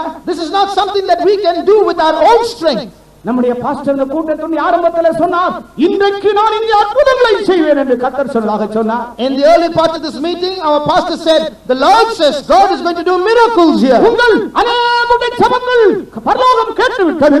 Heaven has heard many of your prayers. நீங்கள் அநேகர் இருதயம் நறுங்கி உருகி உங்களுடைய உள்ளத்தை ஊற்றினதை கர்த்தர் கேட்டார். The Lord has seen how your heart has melted and how your supplication has gone up to his presence. இன்றைக்கு இந்த இடத்திலே கர்த்தர் அற்புதங்களை செய்ய போகிறார் என்று உங்கள் எத்தனை பேர் விசுவாசிக்கிறீர்கள்? How many of you believe that God is going to do miracles today here? உங்கள் எத்தனை பேருக்கு அந்த விசுவாசம் உண்டு? How many of you have that faith? அவர்கள் கரங்களை உயர்த்துங்கள். Raise your hands. கர்த்தர் உங்களிலே ஒரு பெரிய வேலையை செய்து கொண்டிருக்கிறார். God is doing a great work. இப்பொழுது தேவனுடைய ஜனங்களே உங்களுடைய கால்களை முடக்கி கொஞ்ச நேரம் ஜெபியுங்கள். Therefore now, O people of God, bend your knees for some time and begin praying. கர்த்தர் இந்த ஸ்தலத்திலே இப்பொழுது அற்புதங்களை செய்வாராக. May the Lord do miracles in this place now. அநேகருடைய ஜீவியத்திலே ஒரு பெரிய விடுதலையின் வேலையை துவங்குவாராக. God is going to begin a work of deliverance in many lives today. Samuel விண்ணப்பம் செய்தது போல, மோசே விண்ணப்பம் செய்தது போல, ஆபிரகாம் விண்ணப்பம் செய்தது போல, இயேசு ஜெபித்தது போல, அப்போஸ்தலர்கள் ஜெபித்தது போல நாமும் ஜெபிப்போமா? As Moses and Samuel and Abraham and Jesus and the apostles prayed and interceded, shall we join there? கர்த்தாவே கிருபையாயிரும். கர்த்தாவே உம்முடைய வல்லமையை விளங்கச் செய்யும். Lord, have mercy on us. Lord, reveal thy power. இன்னைக்கு திரளாய் கூடி வந்திருக்கிற இந்த ஜனங்களில் அநேகர் பலவிதமான பிசாசின் வல்லமையினாலும் அந்தகாரத்தின் வல்லமையினாலும் கட்டப்பட்டிருக்கிறார்கள். Lord, many of the people who are gathered in this place have been bound by the power of the devil, by the power of darkness. அநேகருடைய உள்ளங்களில் அந்தரங்க பகுதியிலே வாழ்க்கையிலே ஒரு சமாதானத்திற்காக ஏங்கி தவிக்கிற நூற்றுக்கணக்கான உள்ளங்கள் இங்கே இருக்கிறதோ? In this place there are hundreds of hearts in whose depth there is no peace. ஜீவனுள்ள தேவன் யார் என்று நான் அறிய வேண்டும், அவருடைய வல்லமையை நான் அறிய வேண்டும் என்று உங்கள் எத்தனை பேர் விரும்பிக் கொண்டிருக்கிறீர்கள்? How many of you desire, I want to know the true God, I want to know His power? ஆண்டவரே உம்மை எனக்கு வெளிப்படுத்தும் என்று நீங்கள் எத்தனை பேர் சொல்லுகிறீர்கள்? How many of you say, Lord, show me who you are? செவியுங்கள் அவர்கள் ஆண்டவரை நோக்கி. Such people look to the Lord and pray. எல்லா கர்த்தருடைய பிள்ளைகளும் கர்த்தரை நோக்கி கூப்பிடுங்கள். All the people of God look to the Lord and call out to Him. கர்த்தாவே உம்முடைய பிள்ளையாகிய இயேசுவின் நாமத்தில் இன்றைக்கு அற்புதங்களையும் அடையாளங்களையும் செய்தருளுவீராக. Lord, in the name of thy holy child Jesus, we pray that you might do miracles and wonders here today. உம்முடைய நாமத்தில் நீர் ஜீவனோடு இருக்கிறீர் என்று, நீர் ஜீவிக்கிற தேவன் என்று இந்த ஜனங்கள் அறியும்படியாக நீர் பிணியாளிகளை குணமாக்கும் என்று உங்கள் எத்தனை பேர் மனமுருகி ஜெபிக்கிறீர்கள்? How many of you are praying with a broken heart, Lord, that you might reveal your name, that it might be proved that you live? We pray that you might heal the sick today. ஏதோ ஒரு கூட்டத்தை காண்பிக்கும்படியாகவும் ஏதோ சில காரியங்களை பேசும்படியாக தானா நாம் இங்கே வந்தோம்? Have we come here just to show that we have a big crowd, or just to speak something and go? நம்முடைய அறிவை காண்பிக்கும்படியாகவோ நம்முடைய பலனையும் திறமையும் காண்பிக்கும்படியாகவோ நாம் இங்கே வரவில்லை. We did not come here to show how much knowledge we have and how strong we are. நாம் ஒரு தேவனை வெளிப்படுத்தபடி வந்திருக்கிறோம். We have come to reveal God. வானத்துக்கும் பூமிக்கும் ஆண்டவரும் இரட்சகருமாய் இருக்கிற இயேசு கிறிஸ்துவை இந்த ஜனங்கள் காண வேண்டும் என்று நாம் விரும்புகிறோம். We want these people to see that our Jesus is the God of heaven and earth, the Savior. இயேசு கிறிஸ்துவின் நாமத்தில் உன் வியாதிகள் சுகமாவதாக. In the name of Jesus, may your sicknesses be healed. உன் மயத்தில் இருக்கிற வேதனை வலி அனைத்தும் இப்பொழுது உன்னை விட்டு போவதாக. Now, in the name of Jesus, let your stomach pain leave you. உன்னை கட்டி இருக்கிற சூன்ய கட்டுகள் இப்பொழுது அவிழ்ந்து போவதாக. Now, in the name of Jesus, let the powers of witchcraft binding you be loosed. உன் சரீரத்தில் இருக்கிற வேதனைகள் இப்பொழுது விலகி போவதாக. Let all the pain in your body leave you now. உன்னுடைய சரீரத்தில் இருக்கிற தீராத குஷ்டம் உன்னை விட்டு விலகி போவதாக. Let that white leprosy in your body leave you. Oh Jesus, Jesus, இயேசுவின் நாமத்தில் உம்முடைய வல்லமை விளங்குவதாக. Lord, reveal your power. உம்முடைய வல்லமை விளங்குவதாக. Let your power be revealed, Lord. Oh Jesus, Jesus, hallelujah. Oh, ஜெபியுங்கள், ஜெபியுங்கள். Pray, pray. தேவனுடைய ஜனங்கள் கூக்குரலிட்டு ஜெபியுங்கள். People of God, cry out and pray. கர்த்தாவே எழுந்தருளும். Lord, arise. கர்த்தாவே எழுந்தருளும். Arise, O Lord. ஜனங்களை கட்டி இருக்கிற அந்தகாரத்தின் வல்லமைகள் அலறிக்கொண்டு ஓடுவதாக. Let the powers of darkness binding the people cry out and leave. பாதாளத்தின் வல்லமைகளுக்கு முடிவை உண்டாக்குவோமாக. Let there be an end to the powers of hell now. இதோ சியோன் மலையிலிருந்து, சீனாயிலிருந்து அல்ல, சியோன் மலையிலிருந்து, From Zion, not from Sinai. அங்கே ஒருவர் வீற்றிருக்கிறார். There is someone sitting there. அவர் மோசே அல்ல, Not Moses. அவர் மோசேயிலும் பெரியவர். Greater than Moses. அவரில் இந்த வல்லமை புறப்பட்டுக் கொண்டிருக்கிறார். Power is coming from him. அவரில் இந்த வல்லமை இறங்கிக் கொண்டிருக்கிறார். Power is coming down from him. இந்த நேரத்தில், At this time, இந்த எல்லையில் எங்க இருந்தாலும், wherever you are in this campus, கர்த்தருடைய குணமாக்கும் வல்லமை அனுபவிக்கிற பிள்ளைகள் மாத்திரம், only those who are experiencing the power of God's healing, அவர்கள் மாத்திரம் இப்பொழுது எழுந்து நிற்கலாம். only such people can stand up now. இருக்கிற இடத்துல நீங்கள் எழுந்து நின்று தேவனை மகிமைப்படுத்திக் கொண்டிருக்கிறீர்கள். Wherever you are, stand up and glorify God. சும்மா எழும்பக்கூடாது. Don't simply get up. கூட்டத்தில் எழுந்து நீங்கள் எழும்ப வேண்டாம். Don't get up with the group. உங்களுடைய சரீரங்களில் தேவனுடைய வல்லமை இறங்கி உங்களை விடுவிக்கிறதை நீங்கள் உணர்ந்தால், If you realize the power of God coming down upon you and healing you, அவர்கள் மாத்திரம் இப்பொழுது எழுந்து நிற்க வேண்டும். such people alone rise up. அனைவரும் கண்களை மூடிக்கொள்ளுங்கள். All the others, close your eyes. எல்லா தேவனுடைய பிள்ளைகளும் கண்களை மூடிக்கொள்ளுங்கள். All children of God, close your eyes. எல்லா தேவனுடைய ஊழியர்களும் உங்களுக்கு கொடுத்திருக்கிற அதிகாரத்தை கொண்டு கர்த்தருடைய நாமத்தை கட்டளையிடுங்கள். Servants of God, with the authority that God has given you, take the name of Jesus and command the evil spirit. இயேசு கிறிஸ்துவின் நாமத்தில் கிரியை செய்யும்படியாக அவருடைய கரத்தின் கிரியைகளுக்கு கட்டளை கொடுங்கள். Work, command the works of his hands, that he might work in the name of Jesus. இயேசுவின் நாமத்தில், இயேசுவின் நாமத்தில் In Jesus' விடுதலை name. உண்டாவதாக. In Jesus' name. Thank you for the glory in your name. We praise you, Lord. எங்களை நேசிக்கிற எங்கள் அருமையான பிதாவே, நன்றி நாங்கள் உம்மை துதிக்கிறோம். இந்த பைபிள் சொல்லி 3வது நாள் நாங்களோட சமூகத்தில் கடந்து வர உடைய நாமத்தை மையப்படுத்தங்களுக்கு தெரிவி தந்ததுக்காக உமக்கு ஸ்தோத்திரம். இந்த 3 நாளுக்கு தாமே இந்த இடத்தில் நீர் பேசின ஜீவனுள்ள வார்த்தைகளுக்காக நன்றியோடு நாங்கள் துதிக்கிறோம். ஒவ்வொரு நாளும் ஜீவனுள்ள வார்த்தைகள் ஒவ்வொரு தாவே உண்மையாகவே சுவாமி நாங்கள் உயிரும் ஜீவனுள்ளாய் காணப்படும்படியாக கிரை செய்தபடியாக நன்றியோடு துதிக்கிறோம். இந்த தினத்தில் நீர் பேசுவதான ஜீவனுள்ள வார்த்தைகளுக்காக நன்றியோடு துதிக்கிறோங்க தாவே. இந்த தினத்தில் வசந்தை கேட்ட ஜனங்கள் யாரையும் உண்மையாகவே நீர் வீட்டித்தபடியாக நன்றியோடு நாங்களும் துதிக்கிறோம். எல்லாதமான தாவே துஷ்ட கிரியிலிருந்து தாவே ஒரு விடுதலை ஆக்கி எப்போதும் நோக்கி கூப்பிடுகிற ஜனங்களாய் காணப்படும்படியாக நீர் வாஞ்சிக்கிறபடியால் துதிக்கிறோம். எல்லாருமே தமிழ் சமூகத்தில் கடந்து தாவே தங்கள் ஜீவித்தை தாவே சுவாமி தங்களை தங்களை பெருமையாகி நறுங்கண்டோடு சமூகத்தில் கடந்து தாவே உண்மையாகவே ஒவ்வொருவரும் ஏற்றுக்கொண்டு அத்தனை ஒவ்வொருவரும் தங்கள் இதயத்திலே வாசம் பண்ணத்தக்க விதத்தில் ஒவ்வொரு தங்கள் ஜீவித்தை சுத்திகரித்துக் கொண்டு பரிசுத்தமிழாய் நோக்கி கூப்பிட்டு நம்முடைய சமூகத்திலிருந்து தங்கள் ஆசீர்வாதத்தை பெற்றுக் கொள்ளும்படியாக தாவே கிருபை செய்ய வேண்டும் நாங்கள் வேண்டிக்கொள்கிறோம். தாவே மோசே இஸ்ரவேல் ஜனங்களுக்காக எவ்வளவாய் மறைந்து பேசுறது போல கத்தாவே இந்த நாட்களிலே நீர் எங்களுக்காக கத்தாவே இடத்தில் நாங்கள் பரிசு பேசிக் கொண்டிருக்கபடியால் நன்றியோடு துதிக்கிறோம். கத்தாவே சுவாமி அவிதமாக நாங்கள் அழிந்து போகிற ஜனங்களுக்காக நம்முடைய சமூகத்திலே போதும் நாங்களும் கத்தாவே கண்ணீரோடு பரிந்து பேசுகிற ஜனங்களாய் காணப்பட கத்தாவை கிருபை செய்யும். சரியான தேவித்தனாவே நம்முடைய ஜனங்கள் யாருக்கு நீ கட்டளையிட வேண்டுமே. இந்த கடைசி நாட்களில் கத்தாவே எங்களை மனது விரும்பும் நாங்கள் ஜெபிக்காதபடி கத்தாவே நாங்கள் எப்போதும் திறப்பின் வாயில் நடக்கிற ஜனங்களாய் காணப்பட கிருபை செய்யும். உடைய ஜெபத்தின் மூலமாய் கத்தாவே வல்லமையான கிரியை நடப்பிப்பான் சர்வவல்ல தேவனாய் இருக்கிறீர்கள் தாவே. எங்கள் சொந்த பலத்தினாலும் எங்கள் சொந்த கிரியினாலும் ஒன்று வல்ல தாவே. அதனால் எல்லாம் ஆகவிட சொல்லப்பட்ட வாக்குத்தத்தின் பிரகாரம் இப்பொழுது நீர் கிரியை செய்து கொண்டிருக்கபடியால் நன்றியோடு துதிக்கிறோம். எல்லாத்தையும் பூர்ணமாய் கருத்தில் தருகிறோம். நீர் ஆசீர்வதிக்கிறோம். ஒவ்வொருவருடைய ராஜ்யத்துக்கு ஆயத்தப்படுத்தும் இயேசுவின் நாமமும் கேட்கிறோம் பிதாவே. அன்பாய் நேசிக்கிற நல்ல ஆண்டவரே சுவாமி உமக்கு ஸ்தோத்திரிக்கிறோம். இந்த வருஷத்தில் இந்த தேசத்தில் இந்த வேத பாடத்தை தந்ததுக்காக ஸ்தோத்திரம். ஆண்டவரே இந்த 3 நாள் மாநில அடியார்கள் மத்தியில வந்து சீனா மனித மோசையோட பேசின தேவன் இன்றைக்கு சியோன் மனிலிருந்து எங்களோட பேசின எல்லா நல்ல வார்த்தைகளுக்காக ஸ்தோத்திரம் கர்த்தாவே. அழிந்து போற இந்த தேசத்துக்காக ஆயிரமான ஜனங்களுடைய ரட்சிப்புக்காக இன்றைக்கு ஒரு ஜபத்தினாவே நீர் எல்லாருக்கும் தந்ததுக்காக ஸ்தோத்திரம் கர்த்தாவே.